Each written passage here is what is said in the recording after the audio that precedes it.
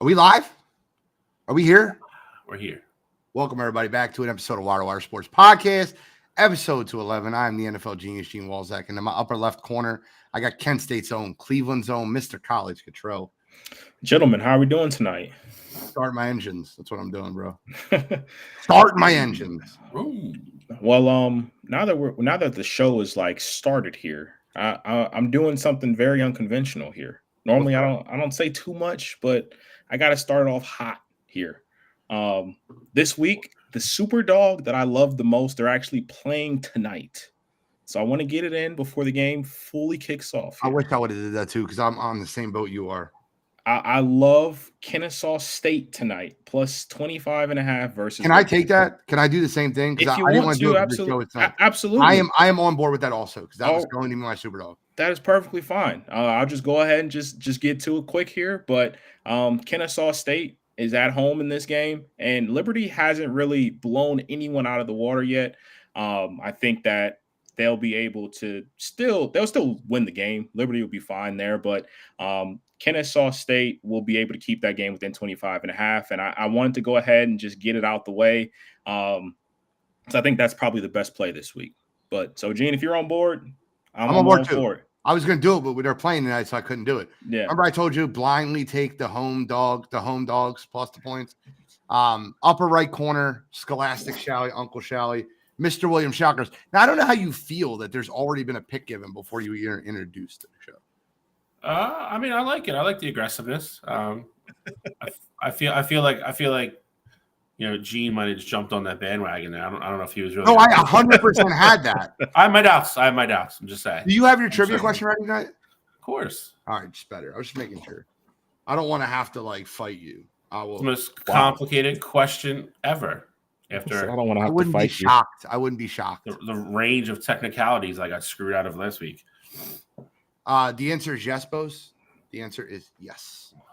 And you will find out during the NFL Pick'em segment. No, I mean they're 1-6. I mean they win 2 games the rest of the way. Yeah, so I would hope so. The answer is yes. Guys, we got a loaded show today, and I don't see WNBA on there, so I'm going to use that as my "you got to be kidding me." Hopefully, nobody else is. I'm not. Okay. All right, so we're going to get rolling with MLB, the World Series that everyone wanted. When I say everyone, I mean Major League Baseball wanted. This is what Major League Baseball wanted. You got MVP versus MVP. You got the 2 biggest names in all of baseball. The 2 guys that you were promoting the entire playoffs are playing each other in the World Series. And I'm going to get your picks, and we're not really going to break down the whole World Series, which, whatever, it is what it is. We'll break it down a little bit more next week, but we got a loaded show. But the one question I had, and I'm asking anyone that will listen, and I don't know. I might argue it. I might just take the other side just for fun. But Freddie Freeman's a little injured. It looks like he'll be healthy to play. His ankle looks better. I think he's going to be good to go this entire series. So the question I have to ask is this. For this series and this series only, if I ask over the course of time, I don't know what the answer is. I don't even know if it changes. But for this series and this series only, and I don't want you to pick one for because you're picking them to win the World Series. But there's this is like the NBA. You have big 3. You have 2 big 3s in this series. So my question would be this. Cottrell, Bill, if you had to pick a big 3 for a series, delete everything else, change the pitching, change whatever. You picked a big 3 for a series. Would you rather have Ohtani, Betts, Freeman, or Soto, Judge, playoff Giancarlo? Right because now, playoff Giancarlo Stanton is unconscious. Unconscious. Right now, for me, I mean, I think my answer has to be the trio of the New York Yankees for that exact reason. I saw it firsthand. We were intentionally walking Juan Soto to get to Aaron Judge, and the first time it actually worked out. You got a double play out of it, but then the second time he went out and he hit a 3-run home run. So just the danger in that lineup. Obviously, the Dodgers lineup is also crazy dangerous, but the way that the Yankees are hitting the baseball right now, for me, it has to be be the Yankees. The fact that all three of them have the ability to literally change the entire course of the game with one swing of the at bat. Like, I mean, I know Freddie can hit home runs, and obviously Mookie and Shohei can as well, but anybody on base at any point in time, that game can go from being a 3-0 lead to being a tied game. So I'm rolling with the Yankees. Charlie, if you had to pick a big three for one series, and you could just, it doesn't matter, right? Like, you're just one series, forget the rest of the stuff. What big three would you want in your lineup? I'm taking the Dodgers all day. Okay. When you say all day, you make it like it's not close. I mean, listen, I think Cottrell kind of answered my question with his response. There's no time on earth right now that you're walking Shohei to pitch to Mookie Betts or walking Mookie Betts to get to Shohei. Juan Soto is the only foolproof batter out of those three. Stanton, fine. He'll be hot right now. He could come out and just be like Judge and hit 185 for the World Series, and the Yankees are going to get killed. I think the Dodgers are more consistent. They nip both the ball and play more. Probably a little bit less power, but they also make up for it.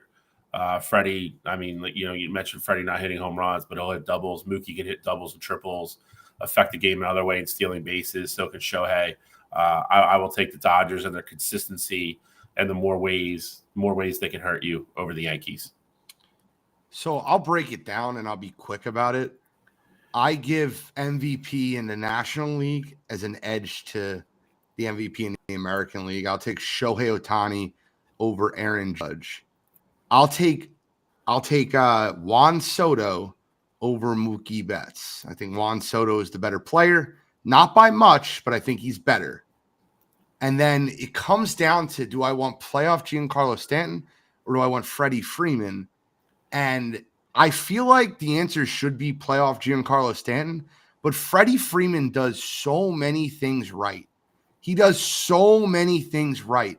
I'm going to give the slight edge to the Dodgers, but it's not far off for me. I think that Judge can get hot in this series, and you'll see how ridiculous that 2-3-4 is for the Yankees. But it's crazy to me to think that Mookie Betts might be the fourth best player on that list.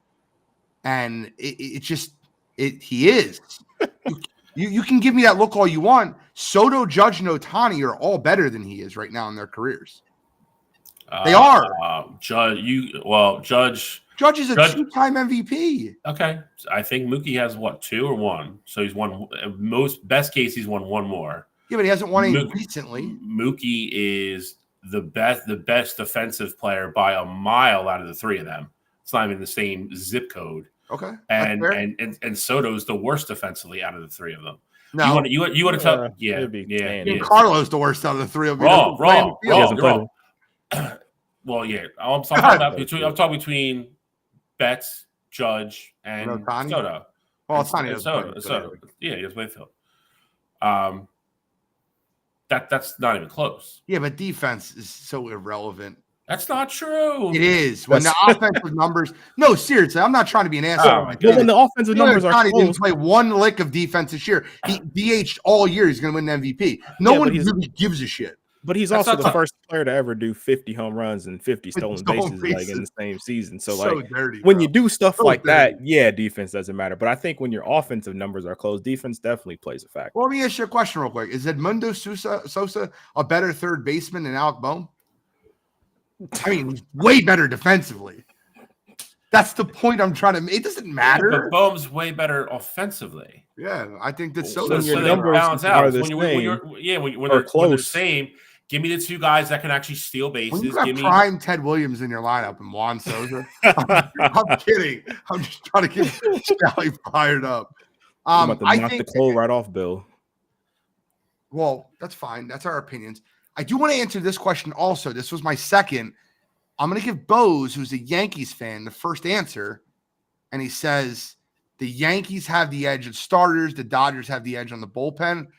I actually disagree. I think outside of Garrett Cole, I think all the starters are terrible for both teams. I probably, not terrible, but I probably give the edge to the Dodgers in start and rotation, and I give the edge to the Yankees when it comes to the bullpen. Now, granted, Clay Holmes literally got lit up twice, but I think the Yankees as a whole are a better bullpen. That's fine, but I mean, your closer is debatably the most important piece in a bullpen. If you're playing these two lineups that are that stacked that you can't give extra outs, you can't walk people. Yeah. If you're guarding a 1-run lead in the ninth, you can't have your guy on the mound seeing ghosts, and he looks like he's seeing ghosts right now, and that's not a good recipe. Starting, honestly, I think you nailed starting on the head in that I think Garrett Cole is the only sure thing between either rotation. I just think, and I'd rather have Yamamoto, Jack Flaherty, and like Walker Buehler as like my 2, 3, 4 in that scenario. And that's exactly my point. I think Garrett Cole is definitely the best pitcher in the series, but I'll take my chances, like you said, with the Dodgers. I mean, Flaherty's going to pitch game 1, but I'll take Yamamoto and hopefully Walker Buehler. I mean, who used to be an ace. I mean, he's starting to look like he's kind of has an idea if he's going to find it. But I'll take their depth over what I don't know I'm getting in 2, 3, and 4 from the Yankees. I think Jake, you're giving way too much credit to Rodon and Nestor Cortez, who I think are both friggin' shellable pitchers. Just being clear when I say that. Well, I mean, I think Rodon he can pitch well. You just don't know what you're getting from him. Under 4.5 runs, Rodon's first start versus the Dodgers. I'm going to go over. They're going to light him up like a Christmas tree. I don't know when he's going to pitch. They haven't announced their game 2 starter yet. Cortez, if I'm the Yankees, Cortez is kind of quirky. He's a guy that, like, if he starts to feel it, he can get the momentum. He can go on that 6 inning, 7 inning, give up 1 or 2 runs and steal you a game. He's got to pitch at home, though. I'm not pitching Cortez at Dodger Stadium. No. He's got to pitch game 3. He's got to pitch game 3. He'll probably pitch Clark game 2. That's what they're going to do. The interesting part is what starter for the Yankees do you think? Because, I mean, one of them has to come out of the bullpen. Which one do you think that's going to be?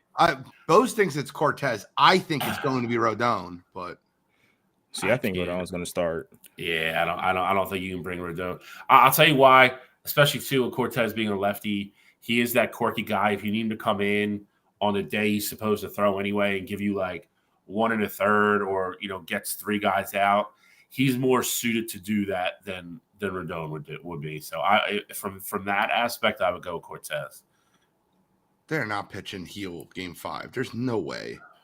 They're not going 5 deep in it. There's no way. If Garrett Cole, they got Cole pitching. I see what he's doing. He has Cole because I guess the extra rest that gives him that makes sense. One so you can get him 1. Do they have an extra rest day? I believe so. I believe that they spread out the World Series dates. I can get the dates and pull them up. I know they play Friday, Saturday off, and they play Monday. So unless it's between game 3 and game 4, I don't know where else it would be. I got it right here. Friday, Saturday, Monday, Tuesday, Wednesday. Okay, yeah. He's not pitching game 4. He's not pitching game 4. No way. They're not pitching him Friday and Tuesday.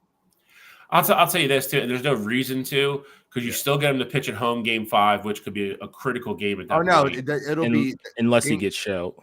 Yeah, game 5 will still be at home. And you're right. 2, 3. If he gets shelled, then you can stay. You can pitch him again. He'd have to get shelled game 1, though. He's going to pitch normal rest. He's going to pitch game 5. All right. So, quick recap. Who do you guys like in the series? I'll go first. I'm on the Dodgers in 6. I think they win.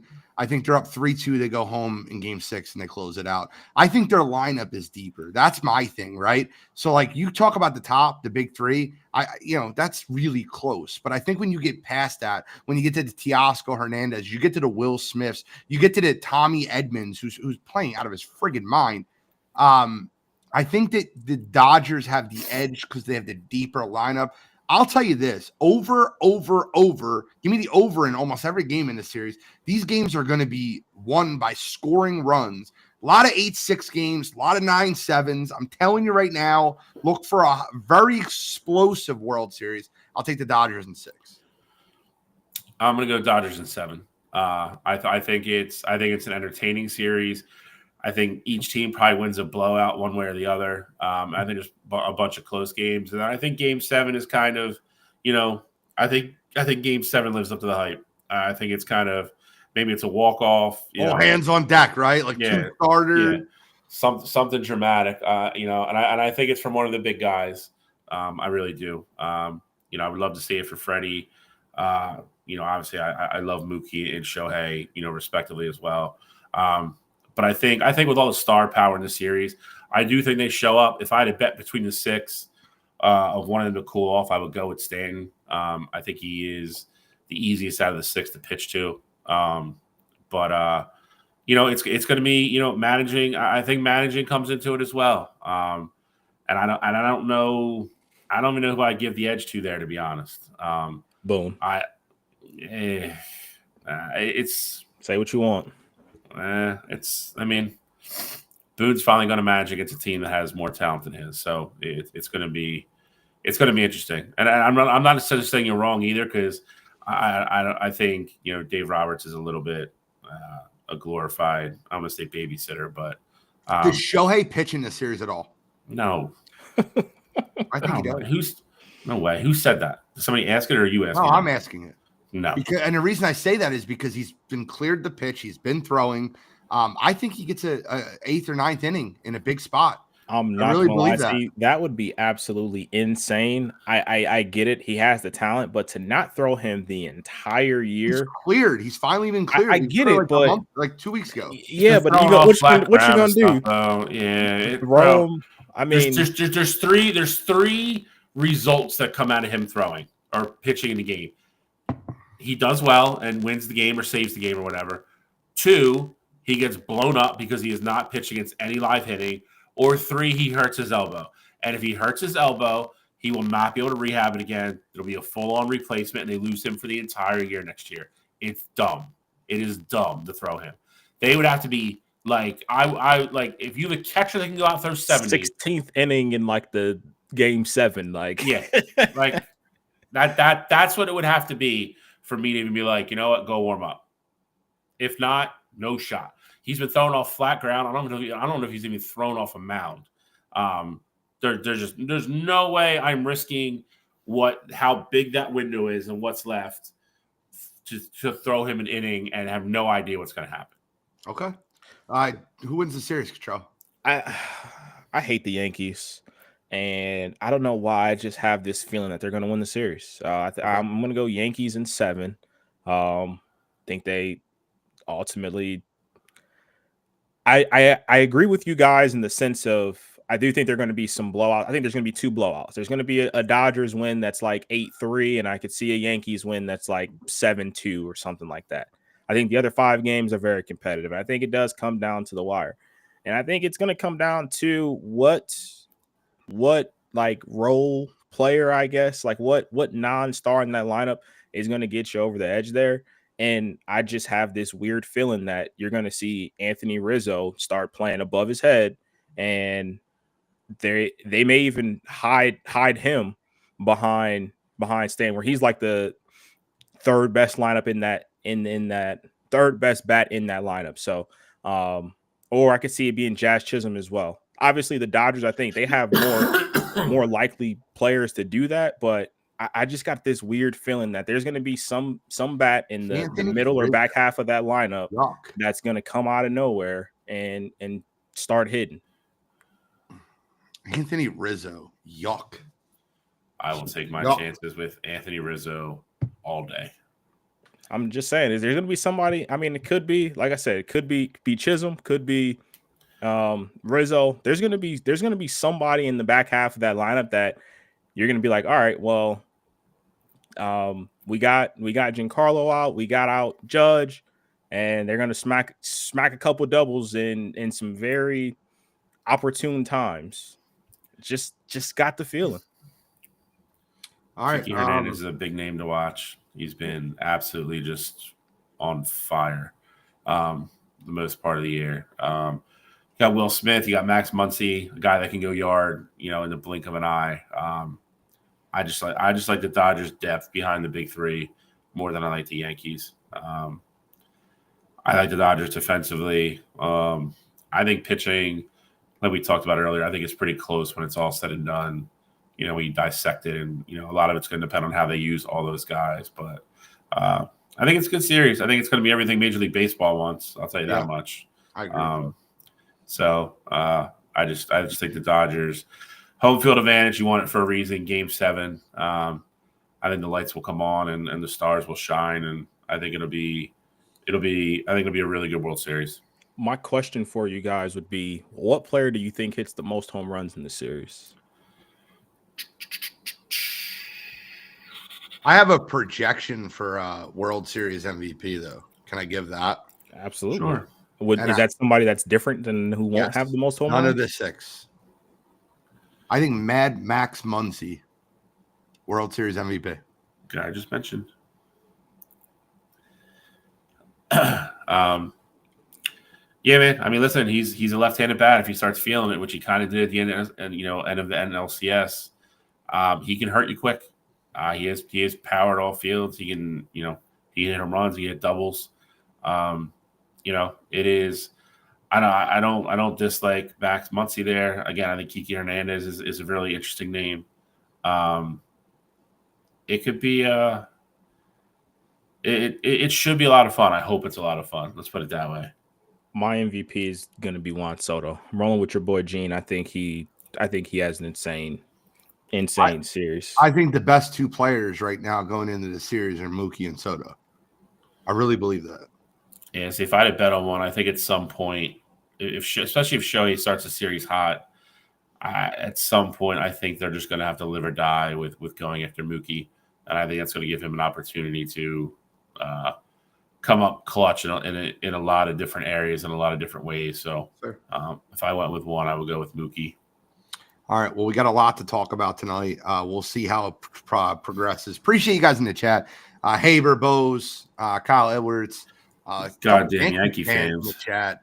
Loving that. Little Yankees fans. They don't like Jazz Chisholm anymore. He's been waving at air. Well, yeah, he's been stinking it up. Yeah. He had a great first 2 days. They got hurt, and everybody hates him all of a sudden. All right, we got to talk about NBA. NBA started last night. First time ever. You got a father-son in the game at the same time. LeBron James. Lakers got the win. Lakers got the win opening night. The Celtics absolutely look dominant. Are we on the Jason Tatum revenge tour? I don't know. But we're not going to talk about last night's games. It doesn't really – there's a long NBA season. What we're going to do is we're going to give our opinions on the awards and give our projections for who's going to win the NBA Finals. So here we go. Here's awards, and here is Cottrell screwing up the setup. Nice. Restream is stupid. Whoa. They might throw us off air for that. You can't do that. They'll get over it. Bronny is in over his head, go to the G League. I don't know, bro. I think he's learning better with JJ and his dad than he would learn in the G League. Okay, so this is actually right here, Rookie of the Year. It looks like we have a sweep with Reed Shepherd. Looks like he's going to be the 6th man for the Houston Rockets. He's got really good odds being 6th man of the year too. Brett Gardner 3 and Mo on the morning show all picked Reed Shepherd. So that's 5 people picking Reed Shepherd. He's not the favorite. So a lot of people thinking, my Wire2Wire is just picking the favorite here. No, I think he runs in the best situation. I think Reed Shepherd is your Rookie of the Year. Kyle, I don't think I said Mikal Bridges was better than Jaylen Brown, but if I did, I will redact that statement. I don't recall ever saying that. He did, Kyle. 100% did. I remember it. I agree with Gino. I think Reed's in the best. I think he's in the best scenario, and I think he's also in the easiest way for him to just naturally fit his game into what Houston's going to do. I think he's able to come off the bench. Houston's going to try. I mean, I would expect Houston to be one of the fastest paced teams this year in the NBA. I think his game obviously transitions very well. Transition, popping threes. I think it's going to be he's going to have the easiest time finding his way into the rotation and being comfortable, and just being able to go out and play his game and not really have to worry about learning a ton and getting bogged down with all that stuff. So that's why I went with Reed Shepherd. Okay. I like Reed too. Just a lot of the same reasons there. I mean, the Rockets offense will be, like Bill said, fast paced, but I also think they got a lot of young guys. And when you have young guys, especially with a coach like Ime Udoka, they're going to be playing carefree. I mean, there's no real expectations on this Rockets team there. You got Jalen Green is your best player on the roster, and he just signed a big extension. But outside of that, you really don't have a ton of guys that are on that roster that are going to be chucking up shots. I mean, I know Van Vliet's still there too, but I think Reed's going to have a lot of opportunity to put the ball up a lot. And from all the reports that I've been seeing out of that like Rockets camp, they've basically been saying that Reed's been the guy who's come in from day one and has not been afraid to pull the trigger, and they think he's going to be ready day one. So, I mean, you talk about the odds for him being six man. I don't think it'd be crazy by the end of the year if you're looking at him as they're starting a 3-guard lineup with Van Vliet, Green, and Reed. So I like his odds to win Rookie of the Year. Love it. What do you got next on the agenda, Trell? I want you to start us, whatever it is. All right, so I'll go Coach of the Year, and only fitting I stay with the Rockets there. I mean, I think the Rockets team is going to be one that surprises you this year. Obviously, I went with Ime last year as well, but I think this year is when that team really turns the corner. You have that blend of you have Van Vliet there. You brought in Steven Adams last year, who's actually going to be able to play this year. I think Cam Whitmore is going to be able to take a step as well. I just love the culmination of talent that this team has, and I think this is a team that can be sneaky good. Probably float around that 6th or 7th seed in the West, probably maybe even the play-in. But I think this is a team that is going to play very hard the entire year, and it's going to be a team that really surprises you where they finish up. So I do think this is a team that's going to make the playoffs. I went with Jamal Mosley from Orlando. I think Orlando has a chance in the East this year to kind of be what OKC was last year. I don't think they'll become the number 1 seed or number 2 seed or anything like that, but I think they go from kind of being a fringe playoff team to solidly being in the 4 or 5 conversation and actually winning a series and possibly winning 2. I think they have a lot of depth finally on that team. Wagner brothers, Jalen Suggs, obviously Paulo Banchero, who is on the doorstep of just being an absolute superstar. I think this team, they've played together for 2 years. They're young. They're hungry. I think this team takes another sizable, noticeable step in the East this year. That's why I went with Jamal Mosley. All right, so I have Greg Popovich, and I have the Spurs finishing as the 5th seed in the West. And that would be absolutely insane.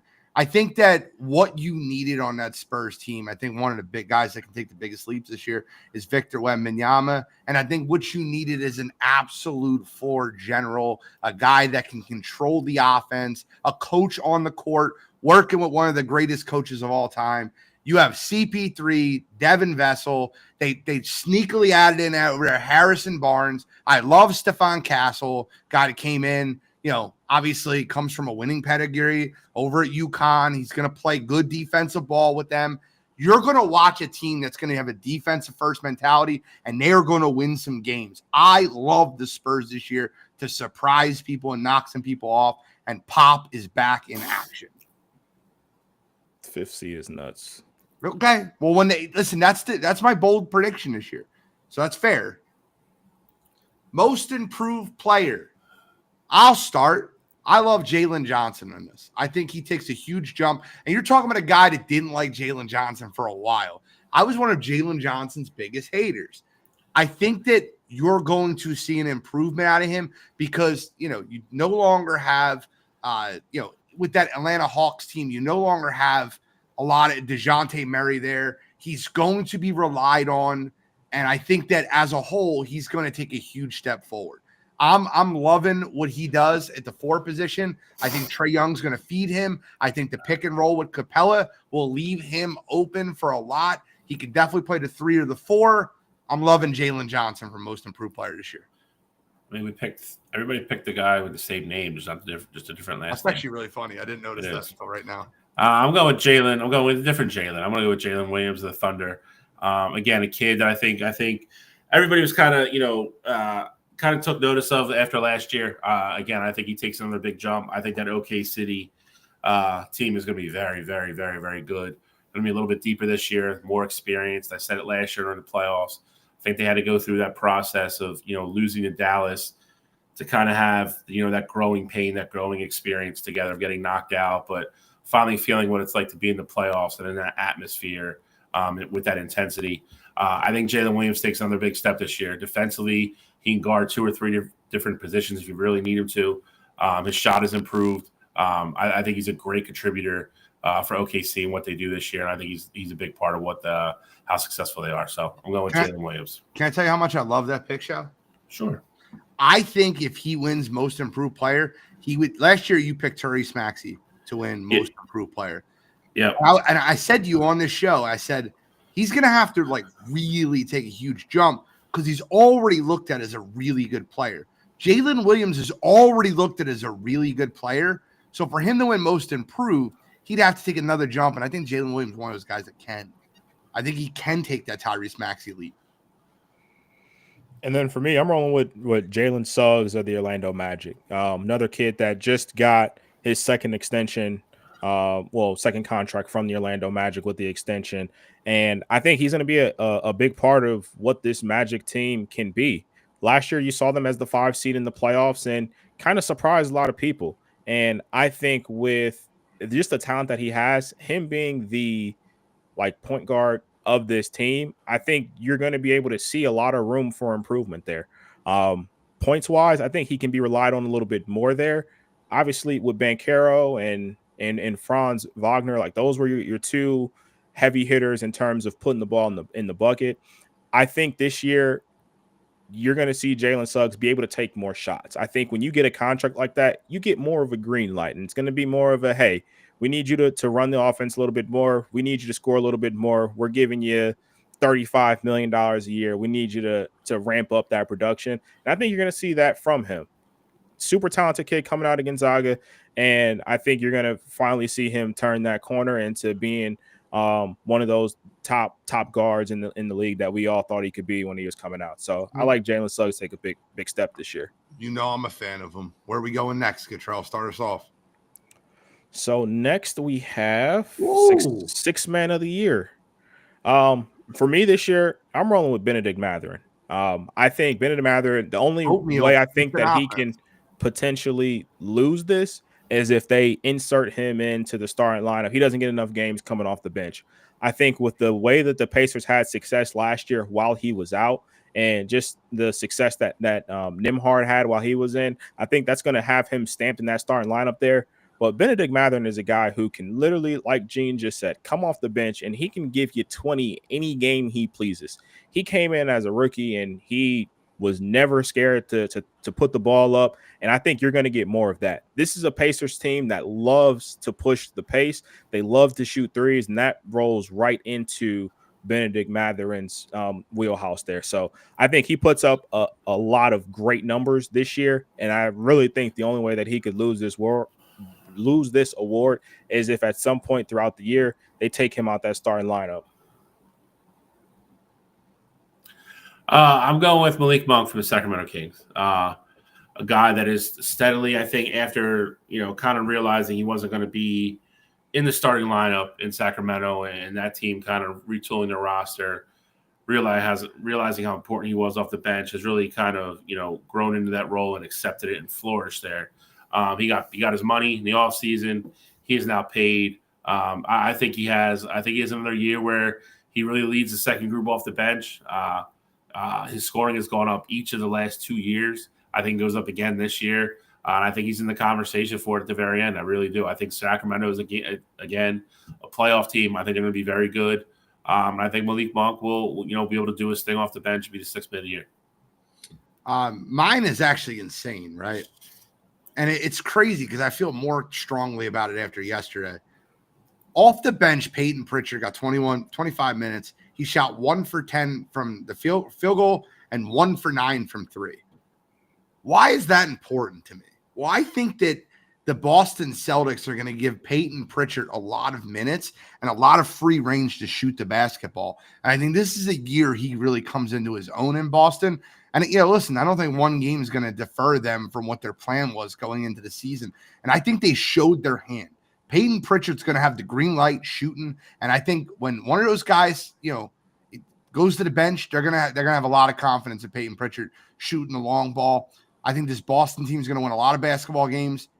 He'll be playing from ahead and shooting with confidence. Give me Peyton Pritchard. All right. Well, I feel like we're all going to have the same answer for this one. I feel like we are. I could be crazy. Yep. I didn't even know. I had no idea. DPOY, Victor Wembanyama. I love Victor for this award. I think he takes another step forward. He averaged next to 4 blocks a game last year. The guy is just different. The alien, whatever you want to call him, he's from a different planet. I think he lived up to the hype last year, and I think he takes another step forward this year. Give me Victor Wembanyama for DPOY. I agree. I mean, obviously, we all think and we all saw the same thing last year.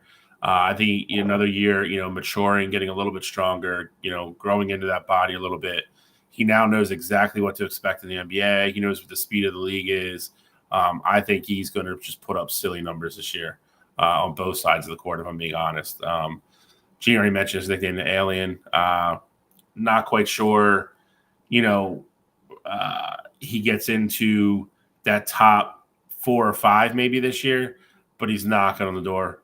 And he's coming. I mean, it's again, next year will be a different story, but this year for me, defensive player of the year, I think it's gonna be Wemby. Not gonna lie to you guys, I was really, really close to putting Wemby as my most improved player because I truly think he takes that leap. I mean, you kind of got to remember last year he was a great player, but he wasn't even an all-star last year. I think when it's all said and done this year, like you're gonna see Wemby get some MVP votes. Now that may be 4th or 5th place votes, but I truly think that Wemby could go out and average 28 and 12 if he wants to with 3.5 blocks. Like I think he can have that kind of impactful season, especially on the Spurs team, like you mentioned, Gene. Adding in Chris Paul. I mean, that's definitely going to make his life easier. But on the flip side of it, when you can impact the game as much as you can, and you saw that from him as a rookie, I truly think that this is going to be one of the more special defensive seasons that we've ever seen. You might even see Wemby break a record in blocks. I mean, they really slow played it with him last year as well. I mean, he didn't play in every back-to-back and things like that. I think this year you're going to get Wemby at full go the entire season, and there's no ramp up. Earlier on the year, he was still learning, figuring out the game. Towards the end of the year, you could tell he was going into every game just dominating in every facet. So I like Wemby to take Defensive Player of the Year, and I think he runs away with it. Last but not least. Oh, I go in the wrong order here. All right, let's go grab that. The last one's MVP, correct? It is. Okay. So for me, I'll just go ahead and talk about mine while I'm throwing that up there. But my MVP this year, I got Giannis.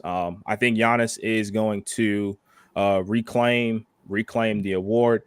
I think a big part of it is, one, you already heard Joel Embiid say that he's not really interested in playing back-to-back, and they're already starting him off slower with the injury management per se. And I think that with Jokic, I think we get a little bit of voter fatigue here. With this being, Joker already has a couple MVP awards to this point, just came off of it last year. I think we're really looking for someone new. And so with that being the case, I'm rolling with Giannis. I think Giannis can average 30. He can average a double-double and be one of the better defensive players in the league there. And if Milwaukee is winning basketball games and they're in that top 2, top 3, top 4 conversation, then I think that you're going to see Giannis ultimately take home that award. But I'll go ahead, throw it up here for you guys so you can go over yours next. I want to address John Suggs. He said MVP, Shea Gildress Alexander. Looks like someone already has him.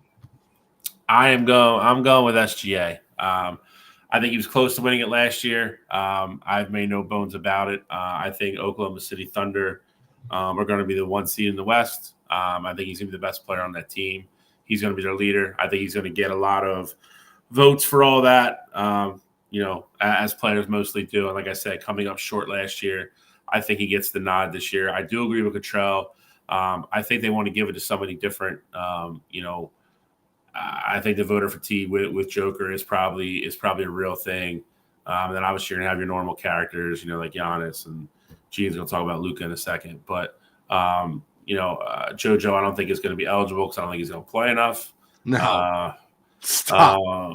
I think it's SGA's year. I really do. It's the year of the Thunder for me. All righty. I have Luka, and I'll tell you right now, I think Luka puts the league on notice. I thought, came in the best shape of his life. It's not about how hard you hit.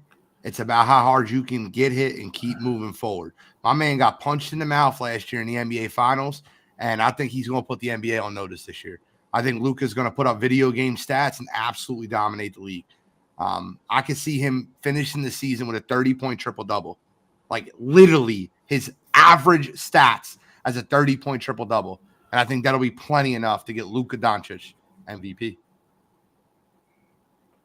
Now, we got the whole kit and caboodle. We got to give our predictions for NBA Finals and who wins the NBA Finals.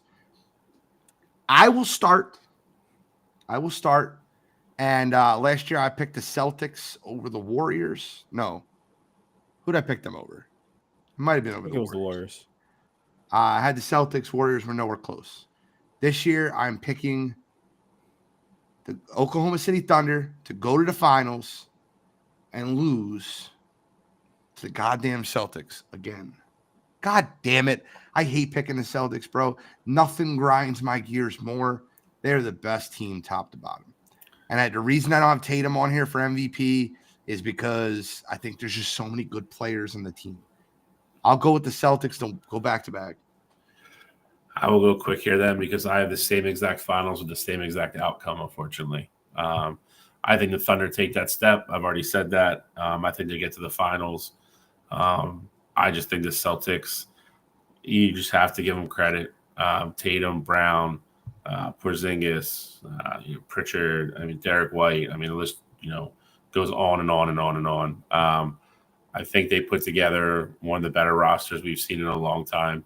It's smack dab in the middle of the window. I don't think they're under any pressure whatsoever. Finally won one last year. I think they can just go out and play ball now. I think that it makes them even more dangerous, to be honest, as long as they don't get complacent. I just think the Celtics are the best team in basketball. Hate to say it, just like Gene. Hate to say it, but I think we get a repeat champion this year. I agree with the sentiment that they're the best team in basketball, but I do not have the Celtics going to the finals here. I do have the Thunder coming out of the West, but out of the East, I have the New York Knicks taking out the Celtics in the Eastern Conference Finals to ultimately go to the NBA Finals.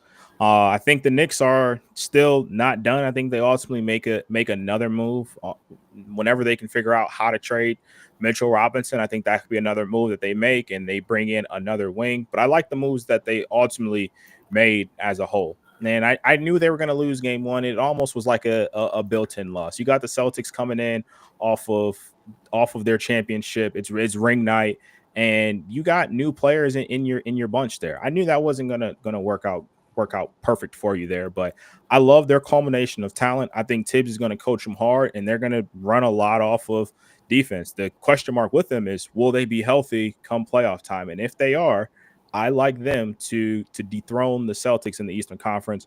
And ultimately, I like the New York Knicks to win the NBA Finals this year over the Oklahoma City Thunder. And I will gently tell you are out of your damn mind. Because if you think they got better by adding that soft-ass kitty cat on that team, they did not get better. They disrupted chemistry. They should have kept the Villanova Big Four They screwed that up, and I think that's going to end up hurting them in the long run. Who was their center last year?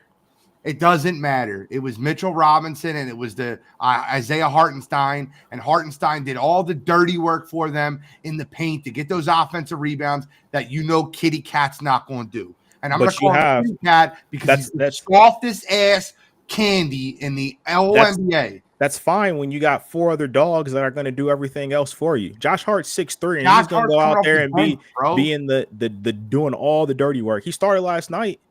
Josh Hart is going to do all the dirty work, and when it matters most, Josh Hart is going to be in the game. OG Anunoby can also go in, do all the dirty work, and do whatever you need him to do. And Mikal Bridges is going to do that as well. When you have guys like that, it can throw off the balance of Cat being soft. Speaking of weirdness, what the hell? Why the hell would you get paid all that money, get traded for, and change your jump shot? What the hell is Mikal Bridges thinking? Now, granted, the second half he looked a million times better, but he looked like a terrible player in the first half of that basketball game. You kind of already saw it coming too. I mean, you saw the videos of him beforehand, like changing the shot, and it was like 10 shots in a row. He just missed all of them. So what you the definitely hell tell. Is that about? Very weird. All right. I think Hartenstein is is toughness and glue that they will miss this year. I agree with that. Which is why I have the Thunder going to the finals. It's 100% true. Go rewatch. All you have to do is go rewatch the Knicks Sixers series. He handed JoJo his ass in that series. He out rebounded him. He out hustled him. He did everything. Just go watch Hartenstein play against JoJo in that series and tell me he's not a loss to that team. You're not getting at it. I'm a million times better with them now that Hartenstein's not there. JoJo owns Cat. Owns him. And you're not getting that out of Cat. I'm sorry. I'm not saying Cat obviously gives you more scoring and can spread the floor and do a lot of things that Hartenstein can't. Don't get me wrong. But again, playoff basketball, Eastern Conference, you need the guy that's going to jump on the floor and go out muscle JoJo and dive into the crowd and all that crap. Cat's not doing any of that. He's not. He's going to stand out by the 3-point line. That's what he's going to do. Hey, we all have opinions, and Cottrell's NBA opinions. I'll tell you right now, it's a funny story. I'll tell you. I've told it before. I'll tell it again. The first conversation I ever had with this man about basketball was about the bubble championship. And he goes, I got the Miami Heat and the Lakers in the finals. I'm like, you think the Miami Heat are going to the finals? You are out of your damn mind. And sure as shit, the Miami Heat went to the finals and lost to the Lakers. That was a match made in heaven. That was our first conversation about sports. So I learned to not argue with him too much about basketball, but I'm going to push back on this one a little bit because I think Kitty Cat's too soft. I mean, I agree with you, but if anybody can get the most out of him, I think it's a guy like Tibbs. You say that, but Tibbs was the coach when they had that whole disaster over there with Jimmy Butler and Cat. This is true. I don't know. We'll see. It's funny. Like y'all seen that cartoon joke going around with like they're knocking on doors of Eastern Conference teams and be like, "Aren't you got to be worried now? We have Cat." And then Cat speaks and everyone laughs. Like I feel that way. I feel like he's a lot of big bad wolf, all puff with no blow. I don't think that they would have moved on from Dante if things were like as great as they seemed, or they felt like that was going to give them the best chance to win. Because I'm sure you don't pay Jalen Brunson all that money and not have that conversation with him. And I mean, his dad's one of the coaches as well. Conversation with him. There's no way they had that conversation. You could tell by the way they dapped each other up in that preseason game. And the fact that Jalen Brunson didn't have his dad's back, he literally just, I'm staying out of it. That's family business. They're family. They love each other, blah, blah, blah. The fact that Jalen Brunson didn't go, that's my dad, I'm going to have his back, tells you everything you need to know. I mean, Dante's like his brother too. I mean, I don't think either way he's going to badmouth him. But I mean, even on their podcast too, though, like him and Josh Hart were kind of talking about it. And it was like, yeah, families fight too, whatever the case may be. And then, I mean, the reports came out as well. Dante wasn't over the moon about the new villain, like the Villanova connection being back. See, that's a report because Dante DiVincenzo said immediately that's a lie. No one ever talked to him about that, and he never said he had an issue coming off the bench. So it's really interesting how that plays out. We'll see. I think they needed to move Randall. I agree with that. They moved Dante. Sure. because it was needed to move Randall. I will say the Timberwolves will be nowhere close to where they were last year. I completely disagree. I think Timberwolves become better when they learn how to play together. Instead of having those 2 7-footers, you got a guy that can create his own shot. And Julius Randle, I think it's a perfect fit for him playing with Anthony Edwards. I think Anthony Edwards takes another leap this year too. Julius Randle is a me guy. I don't think you can have a me guy when you have a team full of guys who like to pass the ball and then know when things get rough, they can just throw it to Ant and have them kind of bail you out in a sense. I think when you got guys like McDaniels and Nas Reed and Alexander Walker, like all these guys love playing together. Julius Randle is going to stop the flow of that offense. Like I just don't think that's a good fit for him. He's a black old Velcro. He is. Ball sticks to him. Ball goes in, doesn't come back. But I think that he learns how to play in that system. I really truly believe that culture and that team will rub off on him.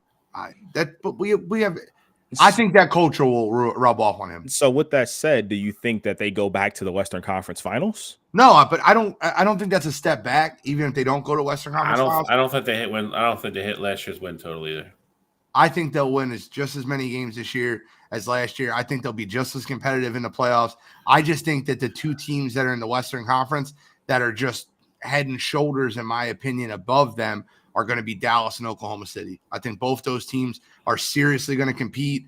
And I think Dallas adding Klay Thompson, although I'm not a huge fan of Klay Thompson with that guard look, I think he'll add to that playoff pedigree. I think Luka comes out as a man possessed this year, and Kyrie continues to play within the system. I think it's a Dallas OKC Western Conference Finals this year.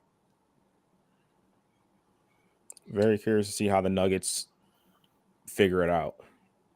I don't think they will. I think that they're another year older. They're losing pieces because you can't keep it all together.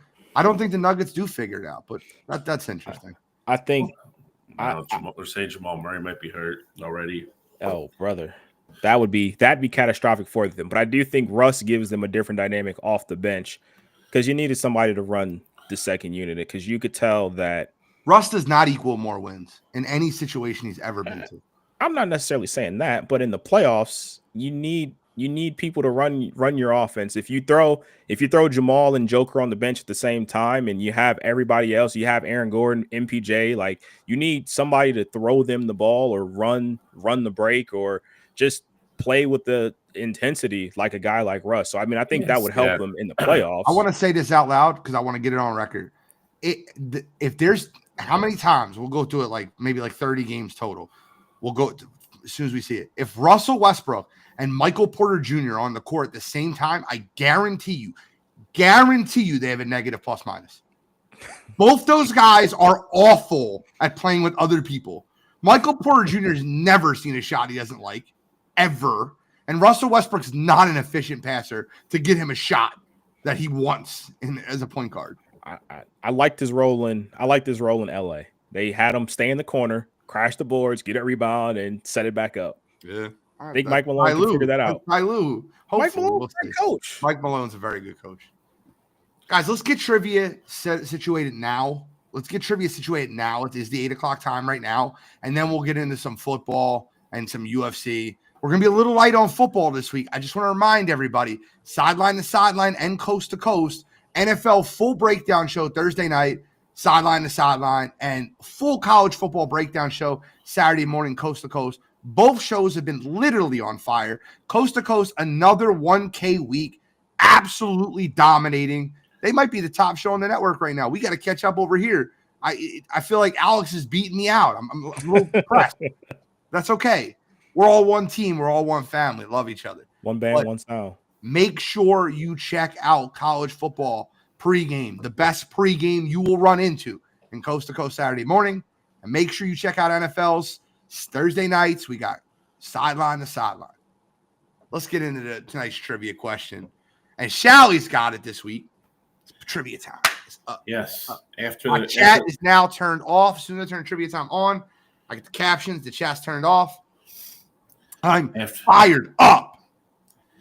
After the Montreal screw job of Shally last week, I will be giving trivia this week. He was absolutely wrong because we looked it up, afterwards, and Cottrell was spot on accurate. Just to be clear, you know, it's funny.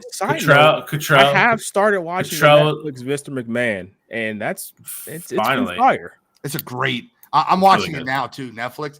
But I'll say this, right? I want to be very clear. I get such a bad rap for being a sore loser and like throwing stuff and getting upset. Shally has lost like 3 times in trivia, and all 3 times it's been cheating. It's been the Chad. It's a screw job. So I think we need to change the label over to Mr. Shallcross. The only time I really, really, really put up any kind of fight was last week. The other times was more like, you know, tongue in cheek stuff. Every week you lose, you have a problem. I do. Everyone. Not everyone. I actually conceded victory the one week because I couldn't figure it out. I just want to know what's the question. Let's get into the question. Gene versus Cottrell this week. Gene versus Cottrell. In lieu of opening night in the NBA last night, we're gonna go to the hardwood. Ooh. Okay. I decided to, you know, put it both in your wheelhouses because I'm a fair and partial person. You know, I want to keep it fair for my fellow castmates and contestants here. It's pretty fair. I don't know if I would say that about, you know, Vince McMahon and Shawn Michaels from last week, but I digress. Here we go. NBA players that have won multiple scoring titles, 1 or more scoring titles, that have not won an NBA championship. Ooh, okay. I get to go first. I'll take the low-hanging fruit. Give me James Harden. James Harden is number 3 on the list with 3 scoring titles. I'll take some, I think, low-hanging fruit. I'll go with Carmelo Anthony. Carmelo Anthony is also on this list. Only 1 scoring title, though. Well, you said multiple scoring titles, right? I said 1 or more. Oh, okay. I apologize. My apologies. All right. Luka's won a scoring title, right? He has not won a ring. I'll go Luka. That is correct. 2-1. All right. Let's go. I'm trying to think of some offensively dominant players here. I'll go with Russell Westbrook. Also correct. 2-time scoring champion. Okay. I'm going to go with a guy that tried to ring chase, that never did, that won a scoring title over Michael Jordan. I'm going to go with the mailman. Give me Karl Malone. Karl Malone is never won a scoring title. Is that real? That is real. He won an MVP, though. He has the most points of anybody who's never won a title as well. Wow.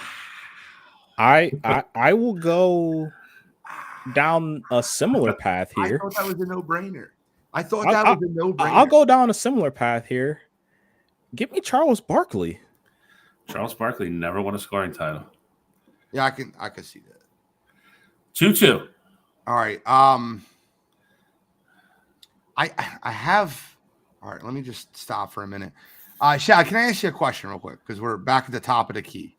Nope. Only after round 3. Those are the rules we established. Right. We didn't establish these rules. Rules that were established by Mr. McMahon last week.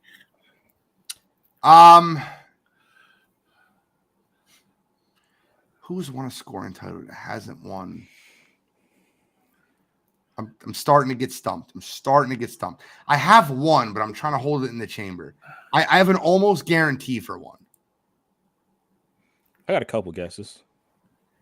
I feel like that's a low hang. It's not low hanging. Give me man, has he won a scoring title yet? He's so young. Give me Shea. Go ahead. Give me Shea Gilgeous-Alexander. Incorrect. Okay. I will roll with Tracy McGrady. That's a great answer. Correct. Tracy McGrady, a 2-time scoring champion. 3-2 Cottrell. Okay. My phone is blowing up right now, and I can't read any of it, and I'll explain why when it's over. But Gene is getting a lot of grief right now. What? I can't say anything else. Why am I getting grief? I'll tell you what. Allen Iverson? Allen Iverson would be the answer, and that's why you're getting grief. But I was trying to save that one in the chamber. Are you using Allen or not? Yeah, of course I am. All right. 4-time scoring champion. Tied for first on this list. Is that why your phone was blowing up? Yep. I was holding that in the chamber, gentlemen. 3-3. Okay. One, you said two, he's three. tied. He was tied for number 1 with Okay. 4. I'm trying to go through some list here. You have 1 guy left with 4, 2 guys left with 2, and then 4 guys with 1. And I would say, Can we not give hints when in between rounds? Okay, Thank you. It's fine. It's supposed to be a top of the round. We've Sorry. established these rules, shall we? My fault, Bret Hart. My fault. Fair. Bret Hart is a great comparison for me. Whiny crybaby, titled. Okay, so I'm trying to go through a whole bunch of players here. I think you said one of them already. You said Luka, didn't you, Gene? I did. Yeah, you did. Yeah. I was wrong on SGA. All right, I'll just throw a random one out there, just because I don't have any at the moment. I will go with Clyde Drexler. Incorrect. Okay, so I'm going to use the bullet that's been in the chamber. This guy led scoring for an entire decade. There's no way he doesn't have a scoring title. Give me the 80s highest scorer from the Denver Nuggets, Mr. Alex English. Correct. He's got to be the one with 4, right? Only one time. What? Bro, Yep. He led the entire decade. A lot of people don't know that. If you ask people who has the most points in the 80s, nobody would know that. It's a great trivia question. I've heard it before. He only won the scoring title one time, though. That's crazy. I would have thought that would be more. 4-3. Oh no, he won a ring. Let's see. Let's go through here. I'll throw him out here. I think he's had he may have one. I'll go with Trae Young. Incorrect. Okay. I'm going to go in the 90s with this one. I think this guy led the league in scoring in 1995 or 96, but I'm going to go with old KJ. Give me Kevin Johnson. Incorrect. Good guess, though. God damn it. I like making my guesses like a little bit, like, you know what I mean? A little razzle dazzle. Championship. Pick and roll. Let's see. Fuck. I'm trying to think of guys that have like a lot of points and have not won. I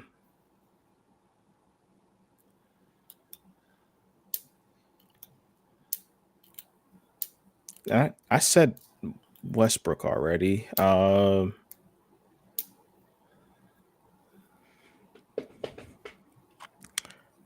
I will go with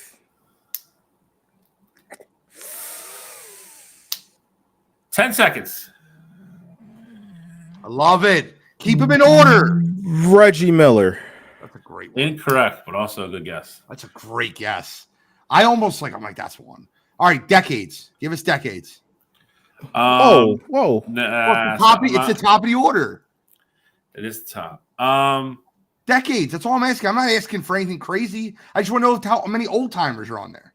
Okay. Is that fair? Okay. What's the? It's 4-3, right? It's 4-3. Yeah. I'm trying to get a lock-in foul here. You know what I mean? One guy is still active. Ooh. I needed that. That's what I needed. I don't know. I'm just kidding. The other guys are both 80s into 90s. I gotta see for sure when he played. Oh, it's that old? You got to see it for sure when he played. No, I just. Okay, so one active. So he's 70 to 80s, but he's a huge name. Like you guys both know who he is. Okay. And then the only other guy on here, I don't know. 4 more guys. So there's more than 10 this week. Yeah, well, there's a couple guys tied with one. That's fair. This guy, I don't even know who he is, so I just want to make sure when he played, so I'm not lying. Okay. He is a 70 to 80s guy as well. Okay. So there's nobody like super old. 80s to 90s, I feel like I should be able to get that. The active guy, I'm going to try to pick off before Cottrell gets it because that's his time. He's I feel like it's got to be a big, right? Like it's got to be a big. Going through teams, I'm running shit through. Active scoring title. No. I would say out of the 6, 2, 1, 2, 3, 4, 5 are legit considered like either stars or superstars. Like they're all very well known. I mean, you lead the league in scoring. You kind of have to. Yeah. Okay. Give me. Man, I am so stumped right now. I'm sorry. Give me 10 seconds. That's fair. I feel like this is a bad answer. I'm just gonna throw an answer out though. Give me Vince Carter. Incorrect. That's a good answer though. I don't think that's a good answer. I think that's me throwing out a guy that's played in the league forever and hoping he threw a dart at a scoring title. Tell you the truth. All right. My head's that. So if they're active and they led the league in scoring, I'd imagine that they have to have either won an MVP or have been right up there. Like good question. It's the middle of the round. I'm not asking the question. I'm just like going through here because like Kevin Durant is obviously out. Steph is out. LeBron is out. Russ has already been said. So like, I don't know if no, it doesn't matter. He won a ring. Joker would be out.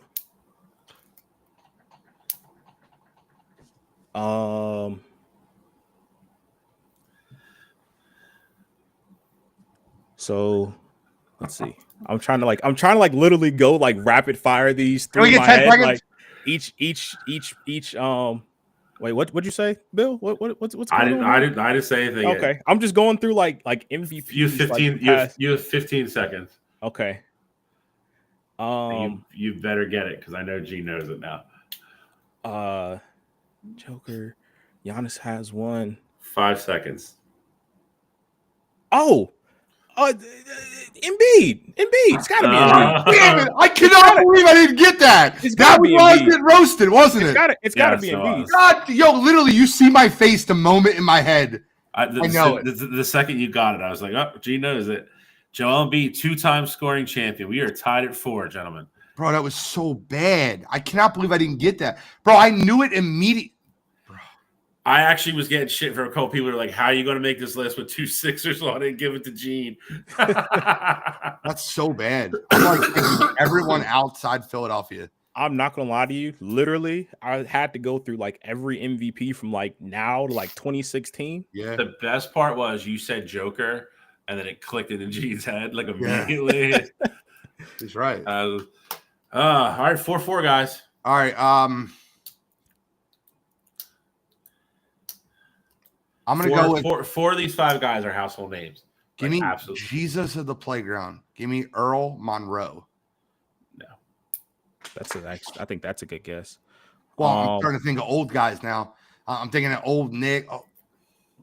Well, I want. That's actually the next place I was gonna go. I'm gonna go with Patrick Ewing. Incorrect. Walt Clyde Frazier. Incorrect. Okay. Trying to think here. You said 80s, 90s. Okay. Let's go through some of those teams there. For the record, you already gave us the decades of everybody that was playing. So I just want clarification here. There's no more active guys, correct? Correct. Everybody else is 80s, 90s. Active. Yep. Okay. All right. So see. Coast. I feel like this is going to get Trell one because I'm so blank right now. Oh, I thought I had. Oh no, they won. I wish I would have took more time earlier. I feel like I could have did that. I cannot believe I didn't get Embiid. Oh, he's a champion. God, this question is actually tough. I'm trying to think of guys that put up like a ton of points that just didn't win.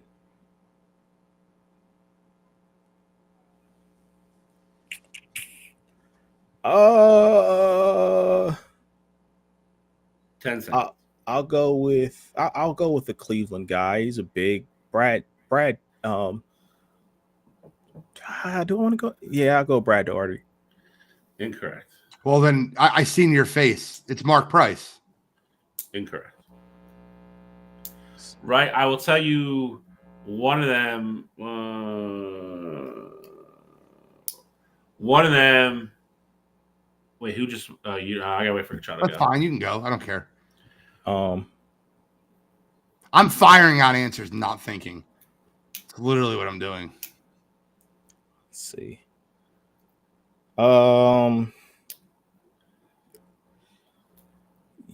Dominique Wilkins. Correct. That's a great answer. That's a 5.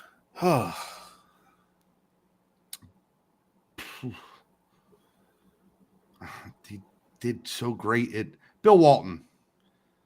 No, that's a good guess though. Sean Kemp. UCLA. What? Sean Kemp. No. I don't think there's any more 80s, 90s. I think they're done at this point. I think it's all old school. No. One guy came into the league at 72 and retired in 90. The other guy was mostly all 70s. Let me check him. I've almost said this guy's name 3 separate freaking times tonight by accident. He is. This guy's 77 to 93. And I will double check on the other one. Okay. There's 4 of them. There's 4. And he's up 1, 5-4. Correct. He needs 1. Okay. I was with you, G. We can put a hard stop at 6. That's fine. Gene, I hope you got one. You got. So waiting. I'm actually trying to think. Who's up? I'm up. Gene. Okay. You were giving us the decades. That's what you were. I was waiting on the last one. This guy played 70 to 80, and his career was cut short. Whoa. Well, I'll go with Ralph Sampson. Incorrect. Right track, though. In that career was cut short. Oh yeah, you went 70s. It's tough for both of us, brother. I know. I'm a 90s to current now. That's where I'm at. I can't believe I missed Embiid. I deserve to lose because I missed Embiid. Did you? Bill Walton? I said Bill Walton. He just said Bill Walton. That's a guess. So, let's see who else was around then. 90s, 93. I don't know if he won. George Gervin, the Iceman, 4-time scoring champ. Okay, that's it. We have a winner. George Gervin was 4-time scoring champ. Adrian Dantley was a 2-time scoring champ. He was never got that.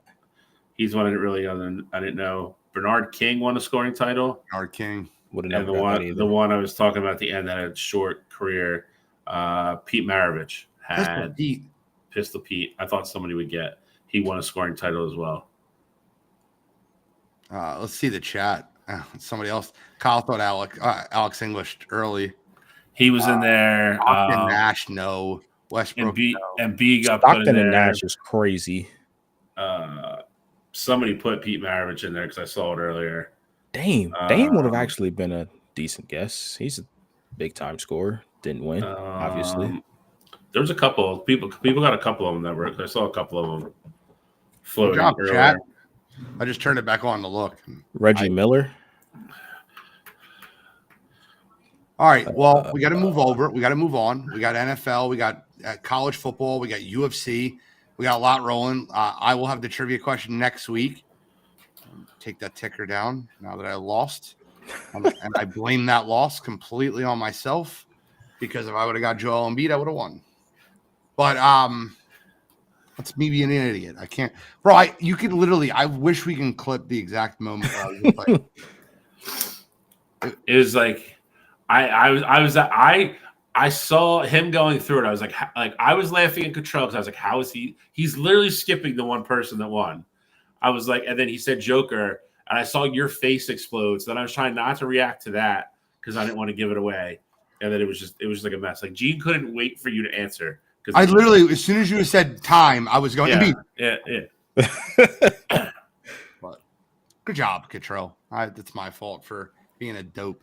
NFL. I want to recap a trade that happened today. DeAndre Hopkins. Now it looks like it's not 100% finalized yet. Is that correct? Seems like they're ironing out, but they said it's going to get done. It's just like all like what the conditions are going to be and blah blah blah. It's going to get done. I mean, I'm assuming he plays for Kansas City this weekend.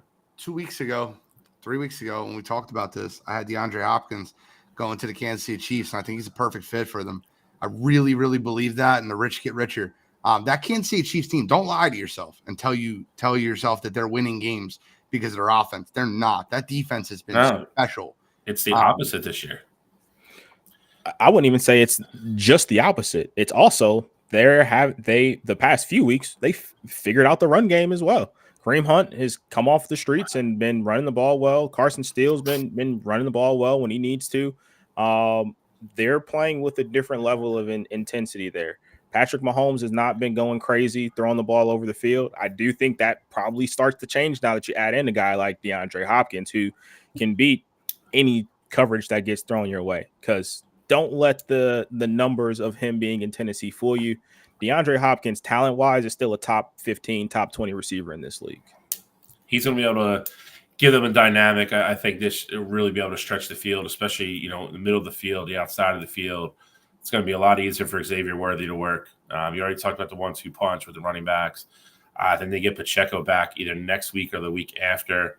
It's crazy to say, because they've already won numerous Super Bowls.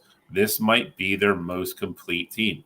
Like before, we talked about last week, and I brought up how often Kansas City Chiefs won because of their offense. The defense would have to make like one critical stop a game. And now they're just dominating people. Like you can't score on them. And then they're not playing, hey, we'll go 80 yards in 4 plays anymore. Now they methodically just run the ball down the field and pass when they have to, score, take 7 minutes off the clock, and then you got to go back on the field against their defense, and then you go 3 and out, and then you turn around, you're down 14-0, and it's just there's nowhere to go. They are a very, very, very good football team. Couldn't agree with you more. I think that as a whole, that just the Kansas City Chiefs they look better and better each week. So wanted to address that trade, and I think that trade actually really raises the value of Xavier Worthy. And what I mean by that is I believe that you're going to have to stop the run. You're going to have to stop the possession catches from DeAndre Hopkins and Travis Kelce, and you're going to have to get out of that 2 safety look, which I think will open the field for Xavier Worthy.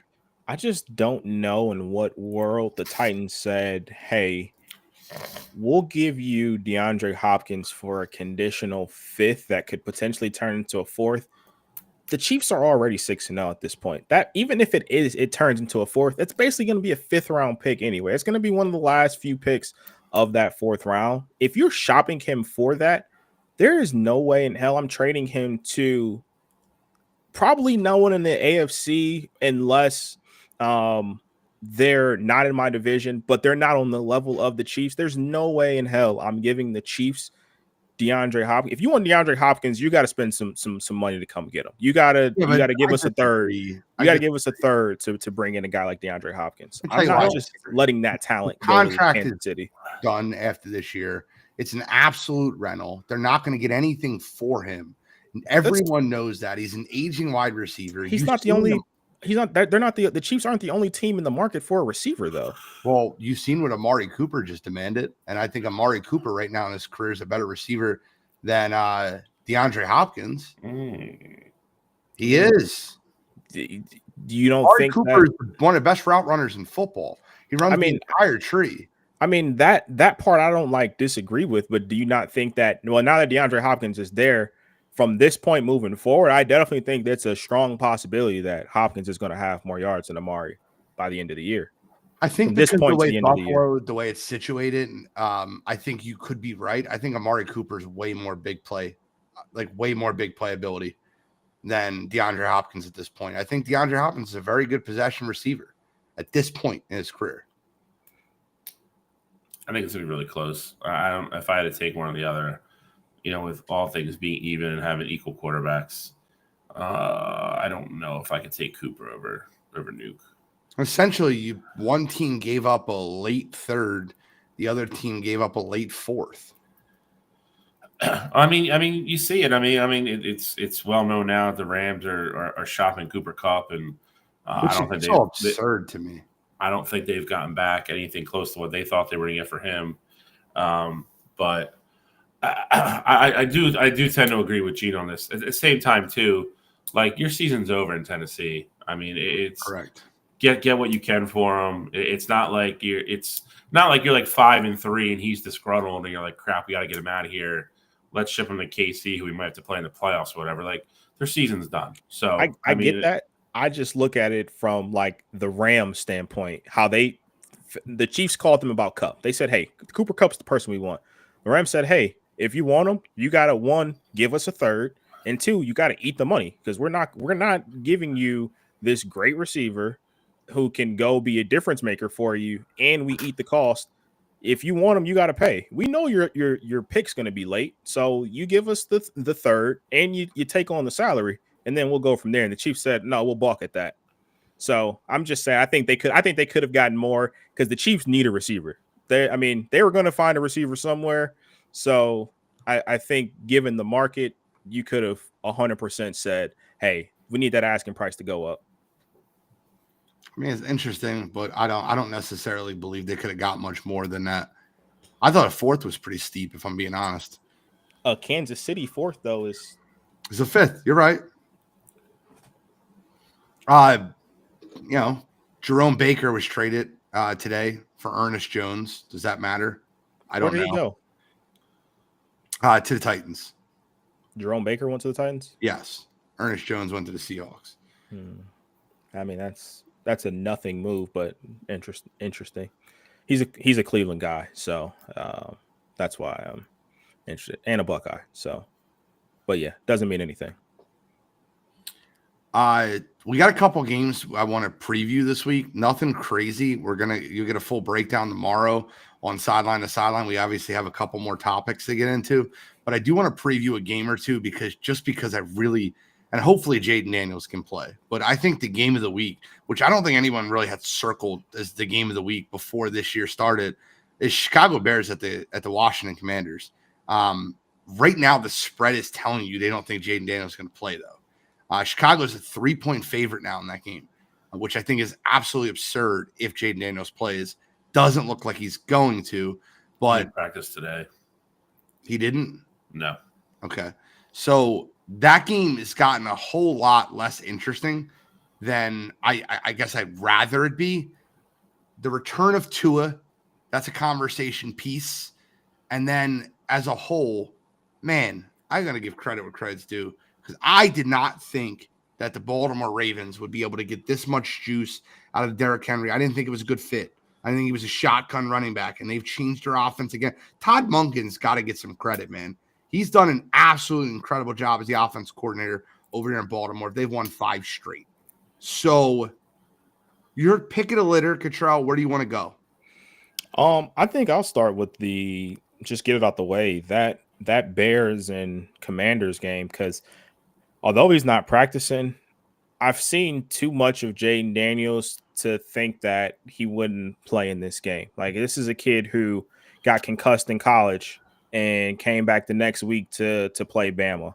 And won on a Heisman run. So obviously I know the NFL is different because there's different money involved and things like that to think about the future. But I ultimately don't I think if Jaden can practice on Thursday or just go through walkthroughs on Friday, I think he's going to be perfectly fine to go out there and play in that game against the Commanders. So I think they need to talk to him about taking less hits. This particular play wasn't necessarily on him, but I think they need to talk to him about taking less hits. But I think this is going to be a banger. You know, this is a game that I had last week is taking the over. It was at 47.5. What's the line move down to there? I haven't seen the over under. I got it right here. Hold on. I'm lying. It is 43.5. Okay. So they've put it down.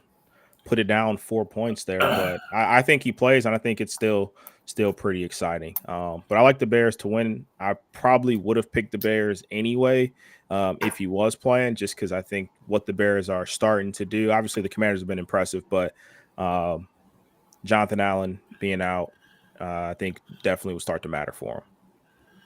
Cowboys 49ers. Cowboys coming off the bye.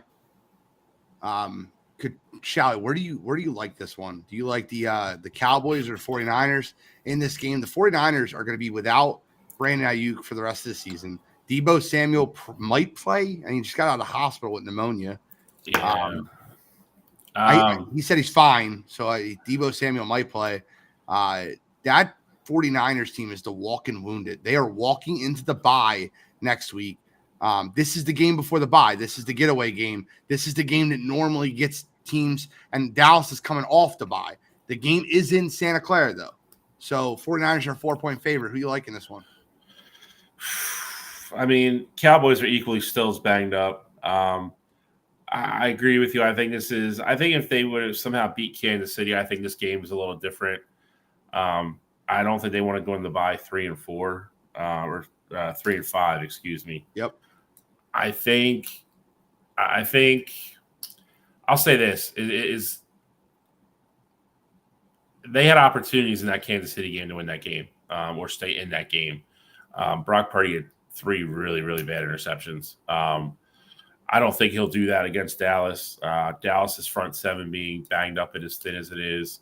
I think San Fran finds a way to win a low-scoring game, get into the bye 500, and then come out of the bye hopefully with a more healthy Deebo, get a couple people back on defense, and then you pray that C-back's going to play, and then you start your stretch run. So I'll say the 49ers win a low-scoring affair.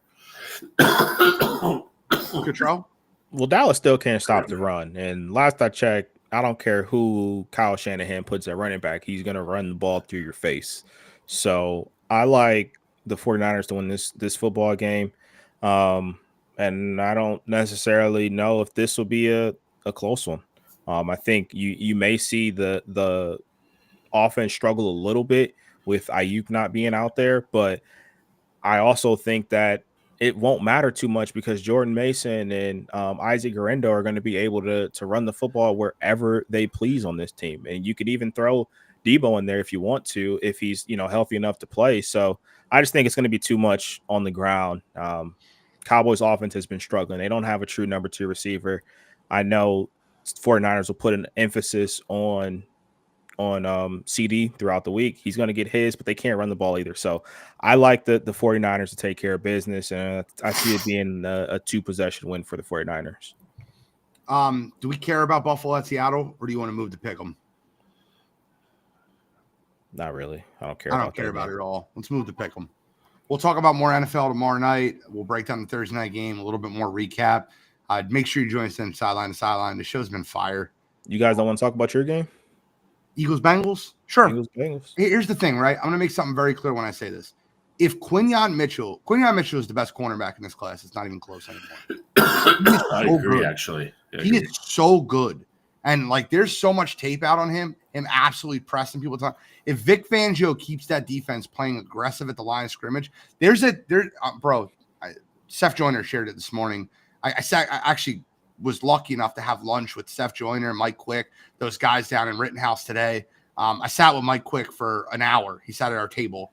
It was a great conversation. But one of the things that Seth Joyner shared this morning on his Twitter was a Malik Neighbors versus Quinyon Mitchell route, in which Quinyon pressed him at the line and didn't allow him to get off the line for the entire route. If Vic Fangio keeps playing aggressive style defense and you trust them on the outside, there's only two guys on that Bengals offense you have to take away, and it's Chase and Higgins. If Quinyon and Slay are on Chase and Higgins and you give them safety help over top, the Eagles should win this football game. That Bengals defense does not scare me or worry me one bit. But here's the problem. Jalen Hurts is playing game manager football. That's not sustainable versus good teams in the long run. Cincinnati's defense is not good enough for the Philadelphia Eagles to worry about that. However, Philadelphia Eagles have never won at Paul Brown Stadium, which now it's Pay More Stadium, but they've never won there. They've had one tie, which, if you remember, Donovan McNabb was trying to play a second overtime, not realizing playing football. But I think the Eagles win the football game. I think they're better. I think they're better everywhere except quarterback and wide receiver. I agree. I think it's another big Saquon Barkley day. The Bengals have been absolutely gashed up front and just destroyed by the run. I think they're 28th in rushing yards allowed per game. Listen, that's why you went out and got him. Same reason as last week. He's a horse. Just get on the back and let him do his thing. Run play action and run routes with AJ. For God's sakes, get Devonta Smith involved in the goddamn game as well. And just run a normal, efficient offense. That's all you have to do. I agree. I think I would be very surprised if Cincinnati has an explosive day per se on offense. I think they'll score points, but it's not going to be, a Jamar Chase 4 catches for a $120 type thing. They're going to have to work for it. I think it's Slay and Mitchell, like Gene said. I think if they have decent days, they slow Cincinnati down enough. And again, overall, I think the Eagles are just a better football team. So I think the Eagles go to Cincinnati and win. I think the Eagles do win the football game. I know you said the defense doesn't scare you. One matchup that I would be looking forward to is name me your backup tackle. I know his last name is Johnson. What's his first name? Oh, God, Fred. Fred Johnson. Is going to get destroyed. Trey Hendrickson is going to be able to get after the quarterback. And so, obviously, the Eagles can throw a running back his way. They can put a tight end over there, chip him, things like that. But I think you have to really game plan for that because Trey's off to one of the better starts that he's had in his career so far. And we know how good of a player he is. Like, this may end up being his best season sack number wise of his career. It's almost like he's averaging a sack per game at this point. So I think that's a matchup to watch for. I do think as a whole, though, the Eagles match up better with the Bengals. So I like the Eagles to win the football game, but I definitely will be interested to see how many times Trey Hendrickson can get his hands on Jalen Hurts. I just looked it up just through PFF. The Bengals are 8th against the run on PFF and 20th against the pass. There's nothing about that Bengals defense that worries me. I mean, obviously Trey Hendrickson you have to worry about a little bit, but if you just double team him all day by putting a tight end over there, I literally they only run 3-man routes anyway. Just make sure you block to his side. If he wants to go on the left side, you put a tight end. If he wants to go on the right side, you let Lane have fun. I would be attacking that secondary all day. All day. Let's get into pick 'em.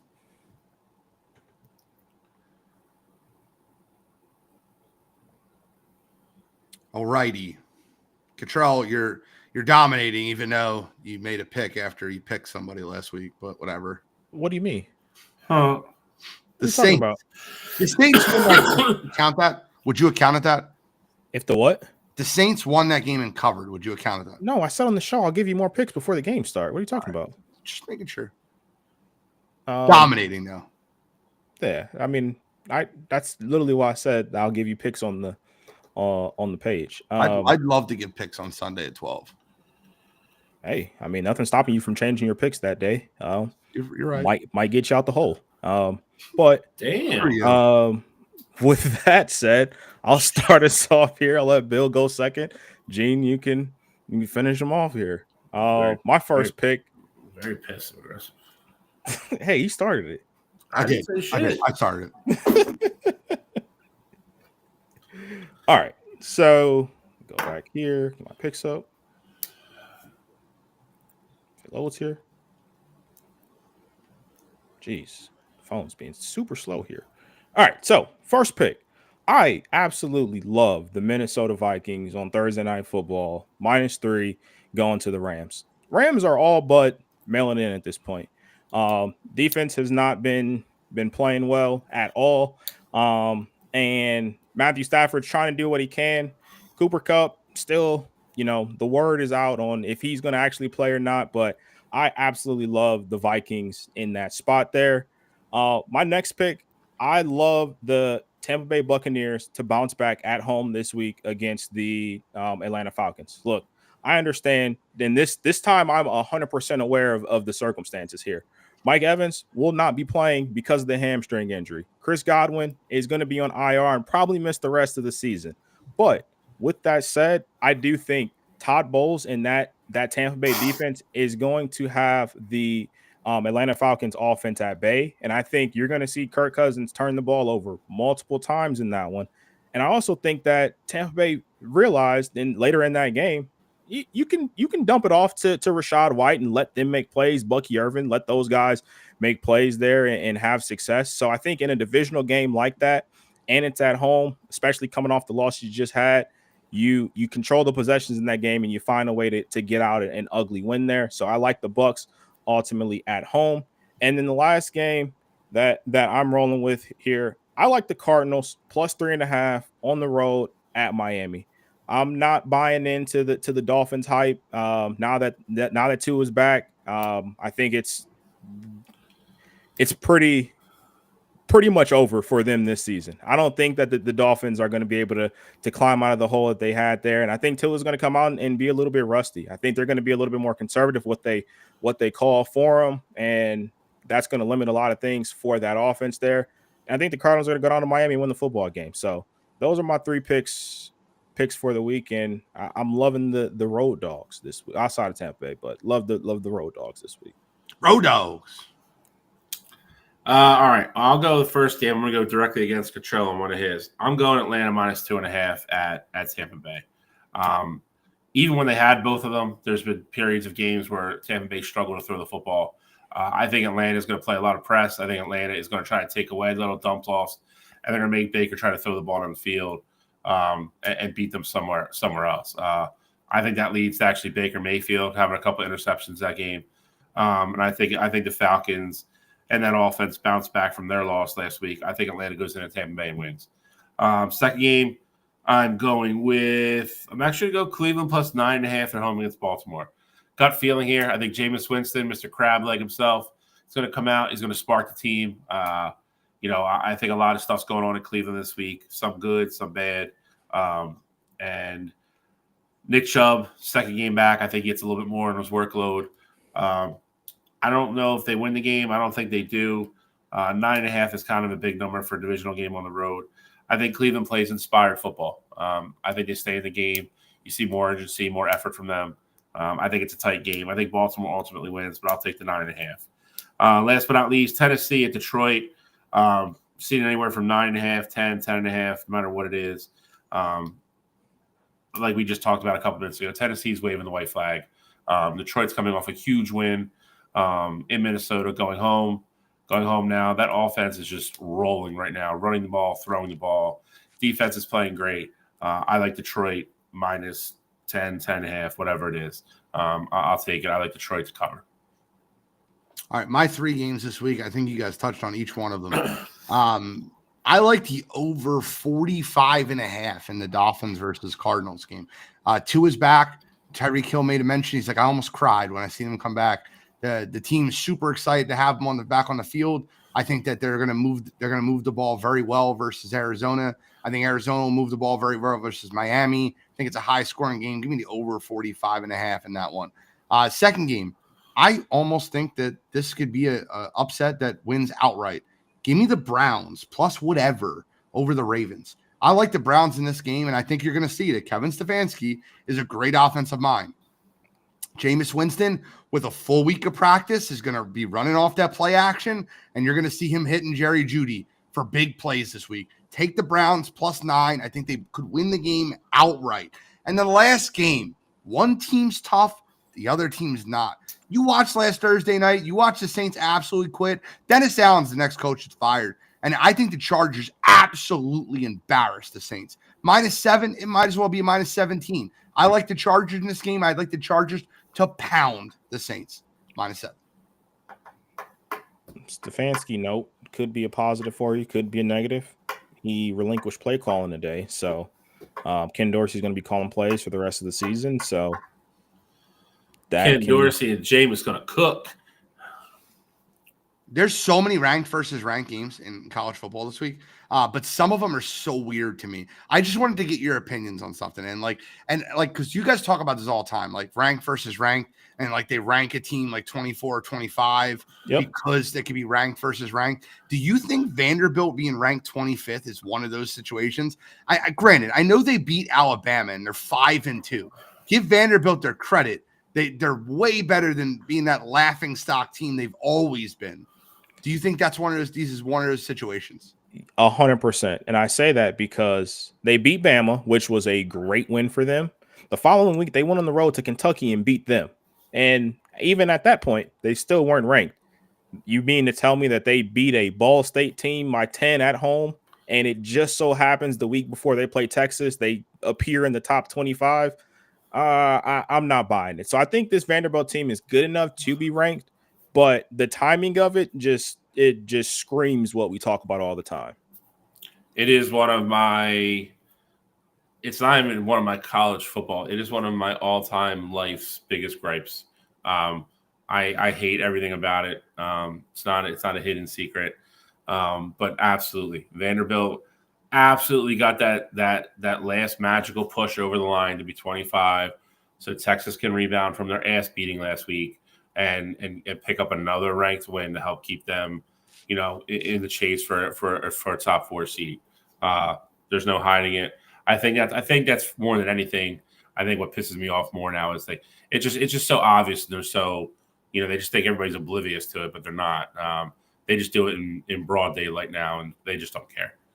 The other one I want to question is this, right? And nothing against Navy. Navy's 6-0. And they deserve to be ranked, right? Army's 7-0, and they've beaten the same teams by worse, and they're not ranked. So, is the Navy thing being ranked 24th because they're playing Notre Dame the same thing?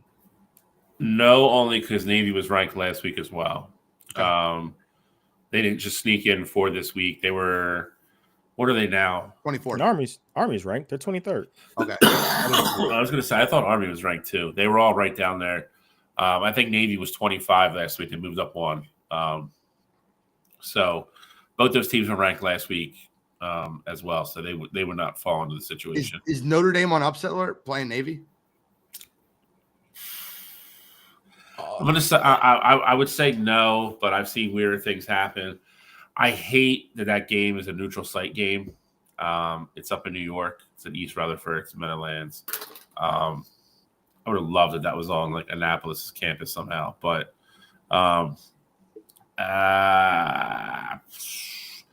listen, they lost to Northern Illinois. I would have told you no for that too. So I think Navy's probably better than Northern Illinois is. So that's a rivalry game. They play each other every year. There's no love lost between those two schools. So I would love to see it. I would love. We were talking about this last week on the show. If Army and Navy could both somehow beat Notre Dame, for them to walk into their conference championship game, which would be the week before the actual Army Navy game, and be undefeated, it would be chaos. It would be absolute chaos. I love that Army and Navy are undefeated. I'm looking forward to the Army Navy game this year. Last time they were both 6-0 and ranked was 1926 or something. That's wild. Nuts. I will say Notre Dame isn't necessarily this game. Or I don't want to go full-fledged upset alert. I do think it's important, though, to note like Ben Morrison, their standout corner, being out for the year. It won't matter as much in this game because obviously Navy's not going to throw the football a ton. But I think what's important, though, is this Navy team does not turn the football over. And the strength of Notre Dame's team is we're going to put your offense in very tough situations and we're going to attack them, force turnovers and things like that. If Navy doesn't beat themselves, I 100% think this game, the spread's 13. I 100% think this game can be really tight. But what it comes down to is, if I have to trust either of these teams to put up more points or, just score in a timely manner, I'm leaning the Notre Dame route. So I don't want to go full-fledged upset alert, but I think this can be a very ugly game, and I don't ever see Notre Dame touching that 13-point spread. It's fair. Been bet down to 11.5 right now. So, I mean, it's a lot. I got a 13.5 listed, but I'm sure. With you. And then do you think Texas has anything to worry about playing at Vanderbilt? Absolutely. I do not. I think Texas bounces back after that Georgia loss. I thought it was really interesting that Sark benched Quinn Ewers at the end of the first half and then start the second half with him. Now, granted, Arch fumbled the ball on one of his 2 drives that he had. I understand, right? I understood what happened. I think Texas is going to bounce right back and absolutely bludgeon Vanderbilt this week. I do not. Sure. Me neither. I think with Vanderbilt, like right now, they're playing with a ton of confidence. And this is a game where, I mean, I'd say people are starting to know about them because of the Bama win and because of, just them winning football games and being 5-2 right now. But in reality, like, they're playing with house money here. If they lose this game, it's like, all right, we lost to a team that a lot of people think could win a national championship this year. But on the flip side of it, they got to come to our campus. We already beat Bama. We think Bama's better than Texas right now anyway. So we can play with this team. And we saw what Georgia did to them. And, so I think this Vanderbilt team will play with a ton of confidence. I think Texas wins the football game, and I think it may even be a comfy win for them, but they have to bring their A game to this game to beat this Vanderbilt team. I agree with that. There's a better chance that Navy beats Notre Dame or that Vanderbilt beats Texas? Oh, Vanderbilt beats Texas. Oh, really? I think it's Notre Dame, they beg to get beat. I think Texas has played one good football team this year, and they lost to them. So I guess Michigan's not a good football team. I make no bones about that. So it is. I think there's some discord somewhere on that Texas team right now. There was the leaked tweet that came out yesterday that Quinn was thinking about sitting out the rest of the year. Yeah, hacked to get ready for the draft. I don't think he likes getting pushed by Archie Manning at all. And the fact that I think Sark is starting to show some favor to him, I don't think he likes that. I do. I think it's really like what you talk about. Even to make like a softball reference, it's easy for everybody to get along when you're winning. You find out where everybody kind of stands when you start losing. And they got their asses beat last week. Up and down that field. So I think there's some stuff going on behind the scenes. I'm not expecting them to go to Vanderbilt and lose by 20 or anything, but to Cottrell's point, if they go down to Vanderbilt and show up with like a B game, they're going to be in for a dogfight. Like that will go down to the wire. Game of the week: LSU at Texas A&M. Who do you guys got in that one? Give me the Aggies. I'm also rolling with the Aggies. Trust their offense a lot more. I think defense is coming around as well. Connor Wegman's been lights out since he got back from his injury, so I'm rolling with the Aggies. You guys are on this one. After they beat the crap out of Missouri, I jumped on the Aggie bandwagon too. And by the way, that Notre Dame victory over Texas A&M is looking better and better each week. They are. I'll go with A&M here too. They are just nicely and just going about their business and kind of floating under the radar right now. Again, it's even with all the chaos in the SEC, it's still Georgia, still Texas. Even though Bama has 2 losses down, people are still talking about them. Tennessee's back in the conversation. Nobody's talking about little old Texas A&M sitting over there undefeated in the SEC. So, and the crazy part is, they win this game. I know they still have Texas on their schedule, but even if you lose that game, they're going to have a really strong chance to still go to the SEC championship game. I don't know how all the tiebreakers break out, but I mean, you take care of business here. It's like, hey, we got something. That's fair. Any other college football games you guys want to cover? There's two more ranked versus ranked. I think you guys are doing a great job covering them on Saturday morning, but I don't want to skip over any ranked versus ranked. Illinois is playing Oregon. I don't think that's a game. Mizzou at Alabama. It's a 17-point spread. What am I missing here? Why is this a 17-point spread? Because Mizzou quietly stinks. Yeah, quietly stinks. Overrated to begin of the year. Their starting running back has been ruled out, and now it's the quarterback's name. Brady Cook. Brady Cook is doubtful. So he's not playing. Okay, that most makes likely sense. Not going to play. So I didn't know Brady Cook wasn't playing. That makes more sense. sense. That actually broke while we were on the show. I didn't know that. But that's the reason that spread's starting to jump a little bit. But on top of everything else, they're just not that good. They tried to lose last week to Auburn. Yeah, tried everything in their power to lose that football game. And they lost the mojo they had from last year. I don't know how else to really say it. They're not the same football team at all, and not even close. Oregon has nothing to worry about versus Illinois. Am I correct? I don't think so. Game's in Oregon. Oregon right They're now. Scrappy, man. They're scrappy. That's all I'll say. And I'm sure you guys will break down Boise State UNLV on Saturday. Oh, you won't? You won't. Recap. You guys want to give it? You'll recap it? We're going to recap it for sure. It's because it's for the group of five. That is a humongous game. It's a huge game. That's why I brought it up. I did see this spread, and I stayed away from it just because of it. The UCF spread's really interesting. Yeah, BYU has kind of like become my in a weird way, little darling, just because I get to tease Alex and he just keeps picking against them when I tell him not to. And they just keep thumping everybody. UCF is interesting because I think a lot of people thought they were going to beat Colorado, and then Colorado went in there and won. But UCF's still getting a lot of love. Have a high-powered offense. Obviously, Gus Malzahn used to be the head coach at Auburn, is there. Defensively, though, they leave a lot to be desired. I mean, that's ultimately why they lost the Colorado game. I think BYU can go in there and play a pretty fundamentally sound game. It's one of those things where I think either BYU wins a close game or they probably lose by like 10.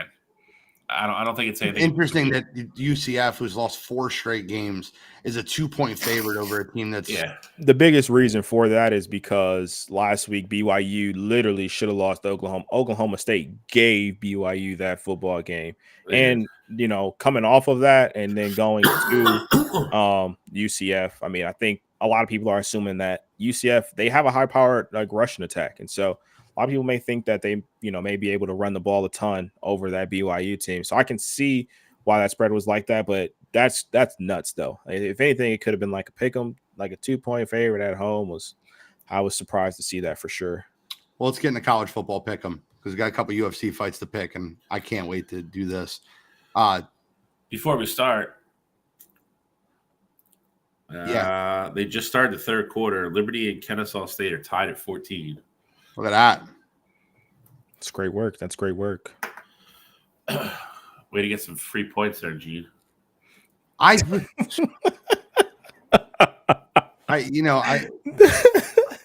way, at one point in this, I was 9-3 in college football. Just to be clear, I've been on one of the worst runs you could be on in college football. I was 9-3. I'm now 10-14. I didn't even know that's right. I thought I was above 500 last week. I don't know how I added 6 losses. You were 10-11 last week. It's terrible. College has been brutal this year, man. It has been. It has not been nice. Well, Cottrell, I think you're in the top spot at this point based off win-loss record. What order do you want to go in for this? I like the order that we always go in. Gene, you can go first. Bill, you can go second, and I'll close us out. All right. So I am making a slight adjustment because I'm going to use what I was going to use as my super dog as one of my picks, and I'm deleting one of them. So I was going to give you guys SMU minus 11.5 over. Oh, wait, so you admitted that? No, I said that I wanted to use Kenneth, but because I had a super dog waiting because we were doing the show on Wednesday night. That's why I asked, can I use it? So Okay, I was going to give you SMU minus 11.5 over Duke. That is now deleted. Got it. That was going to be my third pick. I'm going to give you Ole Miss minus 20 over Oklahoma. Coming off the loss versus LSU, give me Jackson Dart and company to come back and beat the crap out of Oklahoma in Ole Miss. I think that Ole Miss wins this game. I think it's an absolute beating. Now, I probably should have kept the SMU game because this game I'm really worried about. Utah is falling fast. However, I think they get back on track, minus 3.5 at Houston. I think Houston's not a great football team. I think Utah's defense is good enough to get them back on track. And what was going to be my super dog, if I couldn't use Kennesaw, I'm going to use as one of my regular picks. Early in the season, I was all over the U. They literally have beat me, written all over them. Give me Florida State plus 21 over Miami as my third pick. Bill's face is hilarious. I actually don't hate that. I don't hate it because I don't disagree with the Miami part. Florida State is just so effing bad though. But let's get going here. I'm going to start with another team that I think people think they're good because they beat on average Michigan. I'm going Indiana minus 6.5 at home against Washington. Indiana looks like they're the real deal. I think Washington traveling across the country, most of it anyway. Away game. Indiana's going to play at home. It's a touchdown. I think they win by more than that. So I'll go Indiana minus 6.5. Second game, another rivalry game. Kansas at Kansas State. I'm going Kansas State minus 9.5. Last couple of weeks, Kansas State, I think we've all expected them to slip up either somewhere here or there. We keep saying they have tricky games. They've actually looked really good the last 3 weeks. Avery Johnson and offense have kind of really found a different gear. They're not turning the ball over anymore. They are hard to defend. Jalen Daniels, as much as we love him at Kansas, he's kind of a one-man show. He doesn't have a lot of help. The defense still stinks. I'm going Kansas State minus 9.5 at home. Game we just mentioned, Missouri at Alabama. Alabama minus 16.5. Get it now if you want to bet it because it's probably going to go up even more. But I will take Alabama minus 16.5. No starting quarterback. No starting running back. Whoever's going to start for Missouri, it's going to be their first start at Tuscaloosa. No thanks. I will take Alabama with the points. And Superdog, the game we also talked about as well. Texas at Vanderbilt plus 18.5. Give me the Commodores. I think they keep it close. I think it's a battle. Like I said, I think stuff's going on in Texas that we're not hearing about. Ultimately, I think Texas wins the game. I think it's a dogfight, though. I think Vanderbilt still stays in the game to the fourth quarter. It's absolutely crazy how far we've come as a show because 3 years ago, we were, Gene would almost every week pick Vanderbilt. And win whoever they were playing. It's like, 33. Oh yeah, they'll cover that, no problem. Whatever. Was Facts. just riding that train, and it was hitting every single week. But my first pick, though, speaking of Gene, I'm right there with you. I love the Utah pick. I got Utah minus 3.5 at Houston. Like you mentioned, Houston's not a good football team, and I don't care that Cam Rising is out in this one. I think the way that Utah's defense plays, if they score 17 points in this game, they're going to cover that 3.5 point spread. So I like Utah to blow that spread out the water. Second game, I like Kentucky minus 2.5 at home versus Auburn. I think Auburn right now is getting a lot of love because of how tight they played that Missouri team last week. But like we just said, Missouri isn't that good of a football team. So I think they're getting a little too much love there. I like Kentucky to take care of business at home and cover that 2.5 point spread. Third game I like Northwestern at Iowa under 37.5. I don't think Northwestern's offense will be able to score too much on that Iowa team. And we know how Iowa's offense can be lethargic at times there. So I think that 37.5 number will be safe. And then I also gave you guys the Kennesaw State pick soon as we started off the show. And Bill let us know that that's going wonderful right now. So those are my picks for the week. And we'll see what happens come next week. Update, 8 minutes to go in the third quarter. Kennesaw State 21, Liberty 14. Let's go. Get back in that fight. Gentlemen, we have a battle of two absolutely undefeated fighters fighting against very good, they're not journeymen, very good contenders. Former British champions. UFC guard, former champions. There we go. Hamzat Chimaev, he's, this is the put up or shut up fight. It's in Abu Dhabi. He's fighting Robert Whittaker. He's heavily favored. Robert Whittaker is what I would use as a stepping stone in that division. He's the gatekeeper for the championship. That's what he is, right? It's in Abu Dhabi. He says he doesn't like fighting guys that are really good people because he doesn't have that killer instinct. Okay, fine. It's you can't cut weight at 170. All right, fine. This is a 185. Like to train for your fighter. Okay, fine. Kamaru Usman's not last second replacement. Fine. You have everything that you've asked for. Hamzat Chimaev should dominate this fight. Tell me why he won't. I mean, listen, I'm not saying that he won't. I think if you're Robert Whittaker, we've talked about this before, this is a huge step in what is possibly his last chance to kind of climb this ladder.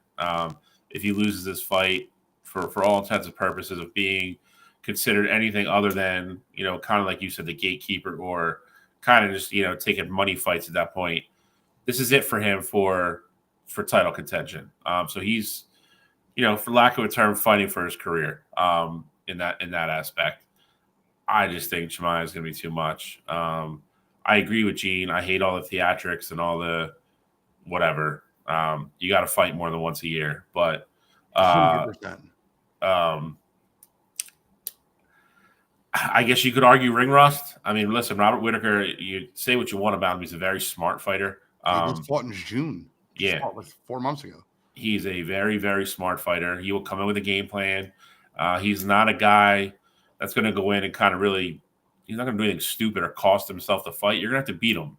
I just struggle with being like, okay, like if Chimaev's like rusty or whatever, like it's still hard for me to be like, okay, well, how's Robert going to win the fight? And I think decisions probably his only way. I don't see him knocking him out. I don't think he's going to out-grapple him. So it's like I'm not even like a Chimaev fan per se as a person. I think he's a very good fighter. And like Gene said, I just want to see him more. But one thing I think is really interesting is a lot of people don't know this, but it's the co-main event of the evening, and it's going to be a 5-round fight. And a lot of things have been talked about with Hamzat's cardio. Now, coming into it, they said Hamzat Chimaev is the best cardio guy ever, until we watched him in a couple fights where he noticeably looked gassed. Now, his response afterwards was weight cut, I let it all on the line because I knew it was 3 rounds. Fine. 5-round fight. Robert Whittaker, like you said, you're going to have to beat him. Do you think Hamzat Chimaev in the 4th round or the 5th round, if it gets there, has the gas tank? I think it would depend on if he paces himself. And again, that falls into like kind of being like a fighter's fighter, like a professional, where I think Robert Whittaker excels. Like, okay, like, hey, can I withstand it and get through the first 3, knowing I'm good to go for the 4th or the 5th?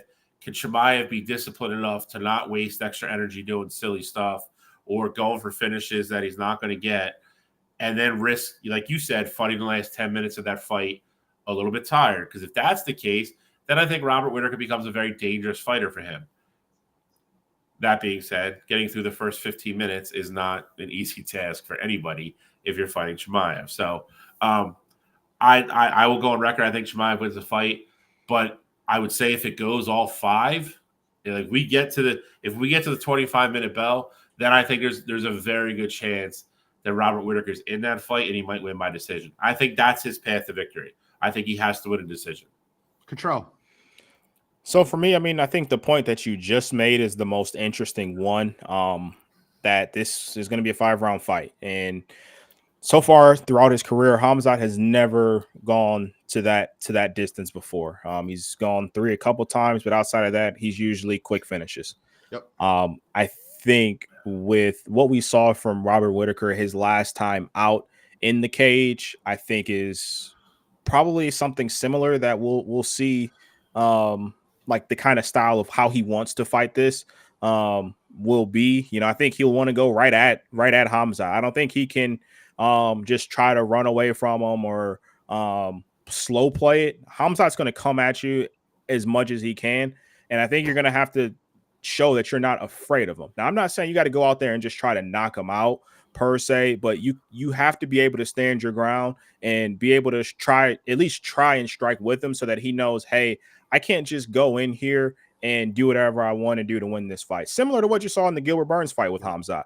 Gilly gave him a lot of respect, but at the same time, he's like, hey, I can throw bombs back at you as well. So, I mean, you saw Whitaker's last fight against Ikram that he still has the power to him. And I think the one thing that he would have in his favor as well is, you guys mentioned it already. The ring rust, I think, is definitely going to be a factor. Hamzat has fought one time in the last 2 years. And I think that is important, especially when you're going up against a guy like Robert Whitaker, who is still, one of the premier guys in the class. I mean, he's a top 5 guy. He wins this fight, he may be next in line for a title shot. Like that's how good Robert Whitaker is. But with all that said, I do like Hamzat to win. I think it's going to be a TKO.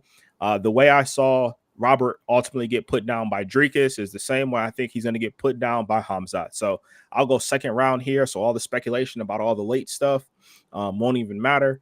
I'll go second round stoppage, Hamzat via TKO. I think Hamzat runs through him. Everything I said, I think Hamzat still runs through him. I think Hamzat gets him on the ground early. I think you'll see a sprint. I think you'll see him run after him. I think you'll see him get him on the ground. And I think that Hamzat Chimaev wins this fight late 1, early 2. It's nothing against Robert Whitaker. I just think Hamzat is a guy that's going to exasperate all his energy to win that fight in the first round or the second round. And I think that if you're ringing the bell for round 3 or ringing the bell for round 4, Robert Whitaker, the longer that fight goes on, the more and more chances Robert Whitaker has at winning it. But with that being said, I think Hamzat's too strong. I think he's the stronger fighter. I think he's the better grappler. I think he's the better on the ground. I think he's the better wrestler. And I don't think Robert Whitaker has the power to really affect Hamzat. If he took Gilbert Burns' shots, nothing against Robert Whitaker. I know they're different weight classes. I think that Hamzat Chimaev will be fine standing and punching with Robert Whitaker.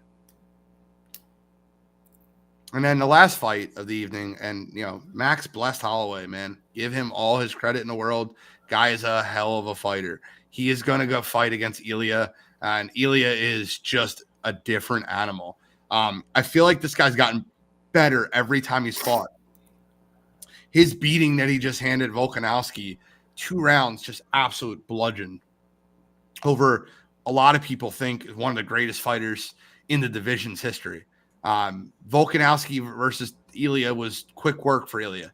I think this is somewhat of the same. I like Ilya in this fight over Max Holloway, and I think Max will do a better job of keeping away, and I think this will be a point-type fight, but I think Ilya wins by decision 4-1 or 5-0. I'm not going to say it's going to be that one-sided. I think Max is way too much of a gamer. I think this is absolute carnage. I think it's a war. I think it has the ability to be a fight of the year candidate type thing. I think Max Holloway is kind of on a mission to get that belt back. Ultimately, I think Ilya wins the fight. I don't think Max is going there to play conservative or anything like that. I think Max is going to go out and fight. Max is going to do his thing. I think it's going to be a great fight. I think it's going to be exciting. I agree with you. I think Ilya is just a half a level or another full level up. He's in the midst of probably the career run he's going to have. He's just different right now. I like Max a lot. I like everything Max does, what Max stands for. Doesn't want to put on boring fights, so forth and so on. But I think Ilya is just going to be a little bit too much. But I think it goes to decision. I think it's an absolute, just instant, like everybody sits back and goes, that's one of the best fights I've ever seen. So with all that said, I'm going against both you guys here. I'm rolling with Max Holloway. I think Ilya is going to come into this fight with a chip on his shoulder per se. I think that he's going to try and stand and box with Max Holloway this fight, and I do not think that's going to be a smart decision for him. In the last 5 years, Max Holloway has lost to one person, and that is Alexander Volkanovski. And I understand that Ilya made quick work of Volk, but at the same time, we say it all the time on this show: styles make fights. And if Ilya wants to stand in there and box with Max Holloway, meet him at the center of the octagon like he was talking about, and going at him in this fight, I love Max in this one. I think Max will be able to withstand Ilya's toughest blows. He's never been knocked down his entire career in the UFC, and I think that continues here. So I like Max in a decision. I think this is going to be an absolute war, and I think this has fight of the year written all over it. Let's get into You Gotta Be Kidding Me. All right, so for me this week, I'll start it off, and I'm sticking with the home team here. Look, no matter how you feel about Deshaun Watson, you cannot boo a player being injured. Boo. Yeah, that's what, boo. It's a little bit more than boo. No, they booed him on the field. I don't know what if you're referring to like the video that you sent us, the "You Deserve It" chants, that's after the fact. That's not what actually happened on the field. But they booed him first to come out, and then they cheered the injury, like as he's getting driven away on the cart. He's in tears on the cart. And again, you don't have to like the guy. I understand why you don't. Obviously, he didn't play well like while he was playing this season. But all that aside, once those injuries happen, I mean, you have to be a human being at a point. I mean, there's plenty of guys who I don't like in the sports world that play for other teams, let alone my own team. But I'm not going to cheer because the guy got injured, especially an injury like tearing your Achilles. And, we know what that can do to a lot of players. So this week for me, the Browns fans that were at the game cheering the injury for one of their own, you get the. Come on, you gotta be kidding. I actually don't have one now. I was going to use Cleveland because I didn't think Cottrell was going to use that. I think something else. So. Well, I will go through mine, and just the whole world. And it's funny, we had a conversation, and I'll give a little context to this, and I'll be pretty quick with it. I'm not a Sabrina Ionescu fan. I've never been a Sabrina Ionescu fan, and I think she does a lot of things that just irk me, right? From her having a really bad Olympic game to hitting the three and then like taunting the crowd, to her getting a post-game presser after hitting the walk-off three, and I think it was game 2, and telling them it was a second-team all-WNBA performance, to her shooting 1 for 20 in game 5 of the WNBA finals. It's not just Sabrina to me. What it is, though, is the WNBA really got a glimpse of what a lot of people talk about in the NFL and the NBA. A team got a real lot of home cooking in game 5.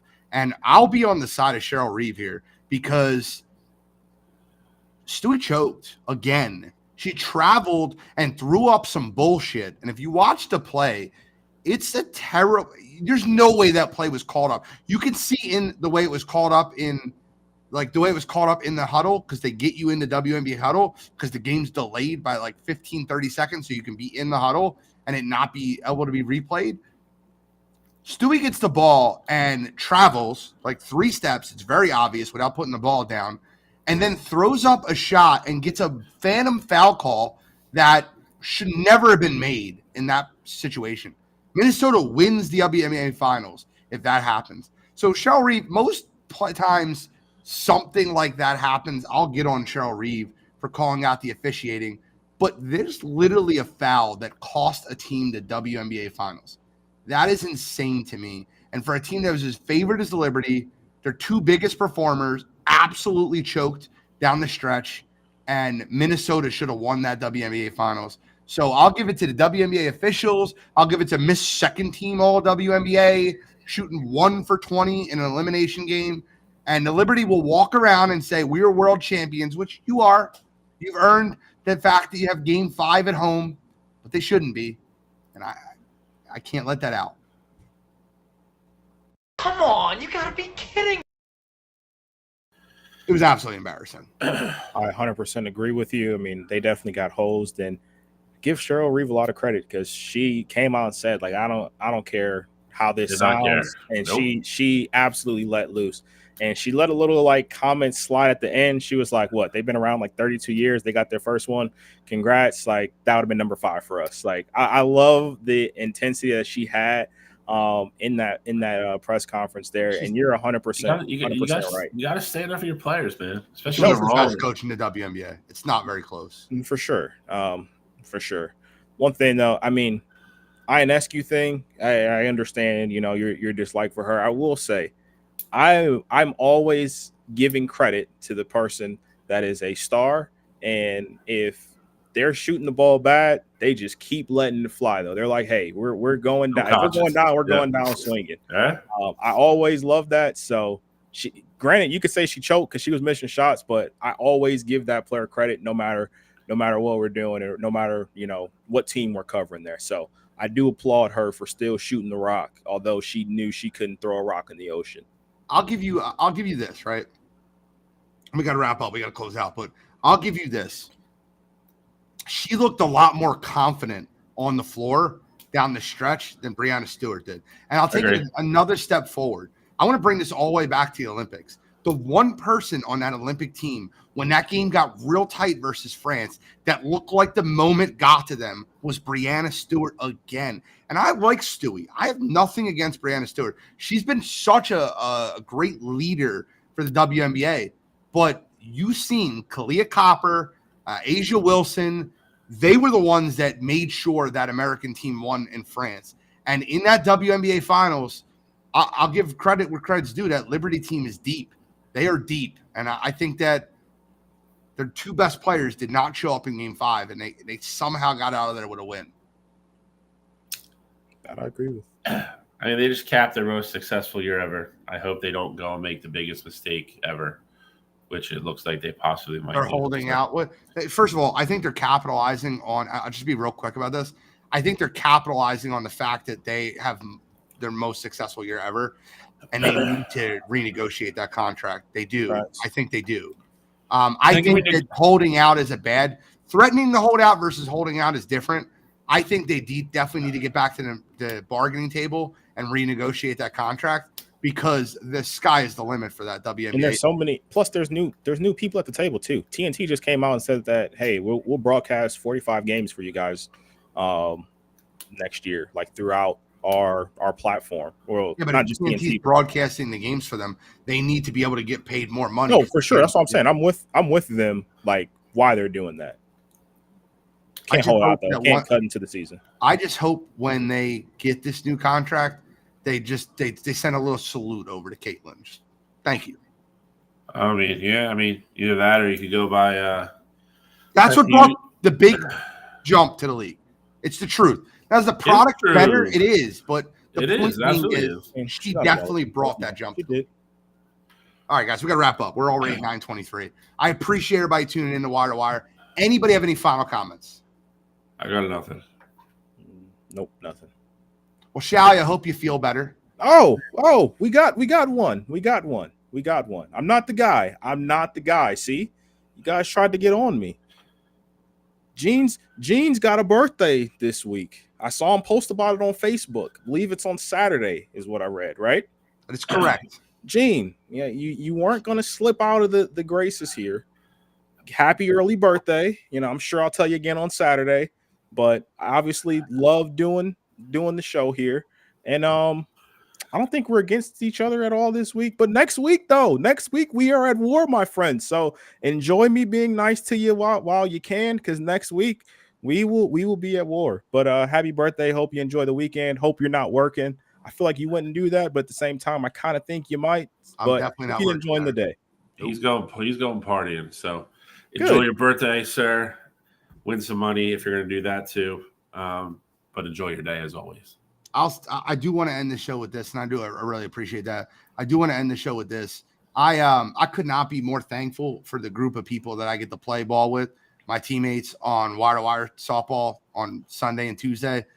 Sunday we finished the Sunday sweep, 1-3, and Tuesday night, man, I don't remember a night where we played more dominant than we played last night. So let's finish the fucking job next week. I agree. Appreciate you guys tuning in to the Wire to Wire Sports Podcast. I am the NFL genius, Gene Walzak. In the upper left corner, you have Kent State's own, Cleveland's own, College Cottrell, and Scholastic Shally, Uncle Shally, Sick Shally. And we are signing out. Michael.